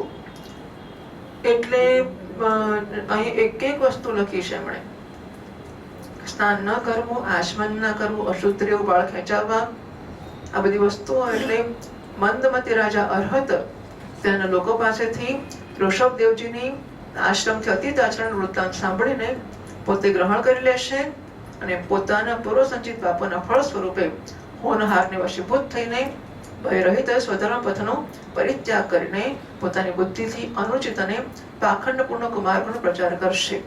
નસીબ જો કે આપણા લોકો કોઈ વસ્તુ જાણતા જ નથી. વાત એ છે કે આપણે તો સમાજના સૌથી મોટું માખણ કહેવાય એવા લોકો છીએ, અને છતાંય આપણને ભાગવતના વિશે કશી ખબર નથી. ભાગવતમાં લખ્યું છે એની ખબર નથી આપણને. ખરી વાત છે કે નહીં? અને ધર્મ સંપ્રદાય કેટલા વર્ષો પહેલા સ્થાપિત થયો હશે છે ખબર છે કોઈને? જૈન સંપ્રદાયને કેટલો વર્ષ થયો હશે? એટલે આમ તો શંકરાચાર્ય ભગવાન જેટલો, શંકરાચાર્ય ભગવાનની આગળ હતું, અને પછી એમનો અવતાર થયો હોય તો 2425 અશોકનો જમાનો, એ બધા જમાનામાં એ વધારે બોલો ફાલોને સ્વીકાર્યો. બૌદ્ધ પહેલા જઈને પછી બૌદ્ધ આવ્યો. બૌદ્ધ એ સાચી વાત છે. અશોક વખતે બૌદ્ધ, એટલે મુનશી વગેરેમાં આના બહુ ઉલ્લેખો છે જૈનના. એટલે પણ બંને જૈન અને બૌદ્ધ બંને પછી શંકરાચાર્ય ભગવાન, એ વાત તો ખરી, લગભગ સમકાલીન જેવા, બંને સમકાલીન જેવા હોઈ શકે. હા, દિગંબર મુનિઓ દર 5 વર્ષે દક્ષિણમાં બહુ મોટી મૂર્તિ છે ઋષભદેવની, એનો અભિષેક કર્યો છે. હા, એમનો જરા સંપર્ક છે એની જોડે. એટલે બધા, એટલે કોઈને લાગણી દુભાવવાનો કે આપણે હેતુ નથી એવું કશું નહીં. અને બધામાં કશું સારું પણ હોઈ શકે ને ખોટું પણ હોઈ શકે. સારા પણ લોકો હોઈ શકે, ખોટા પણ હોઈ શકે. 24 કલાકમાં દરેક પ્રક્રિયા એક જ વાર કરે, રોજ ખાવાથી માંડીને બધું. જો કદાચ કોઈ ખોટી વસ્તુ, કદાચ બાળ બી આવી ગયો ને, વાત છોડી દે, ધોઈ નાખે, ખાઈ. તપશ્ચર્યામાં લોકો બહુ જ છે, વેરી ક્લિયર. પણ સામે વ્યક્તિ કોણ છે એની પર આધાર કરે. હું એ જ કહું છું કે સમાજમાં એનાથી દૂષણ ફેલાઈ શકે એવું હું તો પણ વોટ એવર, એટલે મારી પાસે કોઈ પ્રમાણ નથી આ વસ્તુ કહેવા માટેનું, એટલે કોઈ કહેવા લાયક નથી. પરંતુ આપણે ત્યાં તો તમસ, એટલે આપણું બધું તામસ તપશ્ચર્યાઓ છે. ભૂખ્યા રહેવું, આવું કરવું, એટલે શરીરની જરૂરિયાતોને ન સાચવવી. રાવણે તપ કર્યું હતું અને બાણાસુરે તપ કર્યું હતું, ખાધા વગર ને પીધા વગર ને એવું તેવું.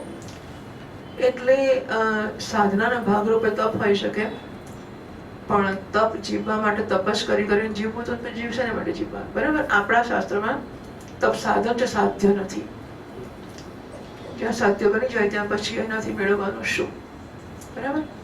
પણ એ મારો વિષય નથી અત્યારે. પાખંડ ધર્મોનો મન માન્ય ઢંગથી સ્વીકાર કરશે અને પ્રાયઃ વેદ, બ્રાહ્મણ અને ભગવાન યજ્ઞ પુરુષની નિંદા કરશે. બધું પણ સત્ય, બિલકુલ 100% સાચું છે. એ પોતાની નવીન અવૈધિક સ્વેચ્છાકૃત પ્રવૃત્તિમાં અંધ પરંપરાથી વિશ્વાસ કરીને મતવાળા રહેવાને કારણે સ્વયં ઘોર નરકમાં પડશે. વાહ ભાઈ વાહ. ભગવાનના અવતાર રજોગુણથી ભરેલા લોકોને મોક્ષ માર્ગનું શિક્ષણ આપવા માટે થયો હતો.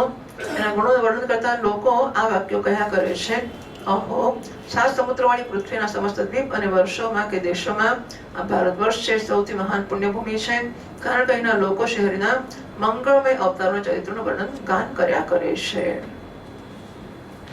અહો, મહારાજ પ્રિયવ્રતનો વંશ બહુ ઉજ્જવળ અને સુયશપૂર્ણ છે, જેમાં પુરાણ પુરુષ આદિનારાયણના ઋષભાવતાર લઈને મોક્ષની પ્રાપ્તિ કરાવનારા પારમહંસ ધર્મનું આચરણ કર્યું. અહો, આ જન્મરહિત ભગવાન ઋષભદેવના માર્ગ પર કોઈ બીજો યોગી મનથી પણ કેવી રીતે ચાલી શકે છે? કારણ કે યોગી લોકો જે યોગ સિદ્ધિઓ દ્વારા માટે લાલયિત થઈને નિરંતર પ્રયત્ન કરે છે, એમને પોતાને આપોઆપ પ્રાપ્ત થઈ છતાં પણ અસત સમજીને ત્યાગી દીધી હતી.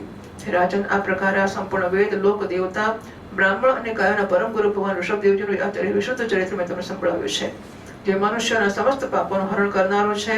જે મનુષ્ય આ પરમ મંગળમય પવિત્ર ચરિત્રને એકાગ્ર ચિત્તથી શ્રદ્ધાપૂર્વકની અંદર સાંભળે છે અથવા સંભળાવે છે, એ બંનેની જ ભગવાન વાસુદેવમાં અનન્ય ભક્તિ થઈ જાય છે. જાત જાતના પાપોથી પૂર્ણ, સાંસારિક તાપોથી અત્યંત તપેલા પોતાના અંતઃકરણને પંડિત લોકો આ ભક્તિ સરિતામાં જ નિત્ય નિરંતર નવડાવતા રહે છે. એનાથી એમને જે પરમ શાંતિ મળે છે એ એટલી આનંદમય હોય છે કે પછી એ લોકો એની સામે પોતાની જાતે પ્રાપ્ત થયા મોક્ષરૂપ પરમ પુરુષાર્થ પણ આદર નથી કરતા. ભગવાનના નિજજન હોવાથી એમના સમસ્ત પુરુષાર્થો સિદ્ધ થઈ જાય છે. એ રાજા ભગવાન શ્રી કૃષ્ણ સ્વયં પાંડવ લોકોના અને દોષોના રક્ષક, ગુરુ, ઈષ્ટદેવ, સુહૃદ અને કુલપતિ હતા. એટલે સુધી કે ક્યારેક ક્યારેક આજ્ઞાકારી સેવક પણ બની જતા હતા. આ પ્રકારે ભગવાન બીજા ભક્તોના પણ અનેક કાર્યો કરી શકે છે અને એમને મુક્તિ પણ આપી શકે છે. પણ મુક્તિથી પણ વધારે જે ભક્તિયોગ છે એ સહજમાં નથી આપતા. નિરંતર વિષય ભોગોની અભિલાષા કરવાને કારણે પોતાના વાસ્તવિક શ્રેય વાસ્તવિકતાની વાસ્તવિક હશે. વાસ્તવિક શ્રેયથી ચિરકાળ સુધી બેભાન એટલે કે અભાન રહેનાર લોકોને જેમણે કરુણાવશાત નિર્ભય આત્મલોકનો ઉપદેશ આપ્યો અને જે સ્વયં નિરંતર અનુભવ થનારા આત્મ સ્વરૂપની પ્રાપ્તિથી સર્વ પ્રકારની તૃષ્ણાઓથી મુક્ત હતા એ ભગવાન ઋષભદેવજીને નમસ્કાર છે. इति श्रीमद्भागवते महापुराणे पारमहंस्यां संहितायां पंचमस्कन्धे ऋषभदेवचरिते षष्ठोऽध्यायः श्रीकृष्णार्पणमस्तु.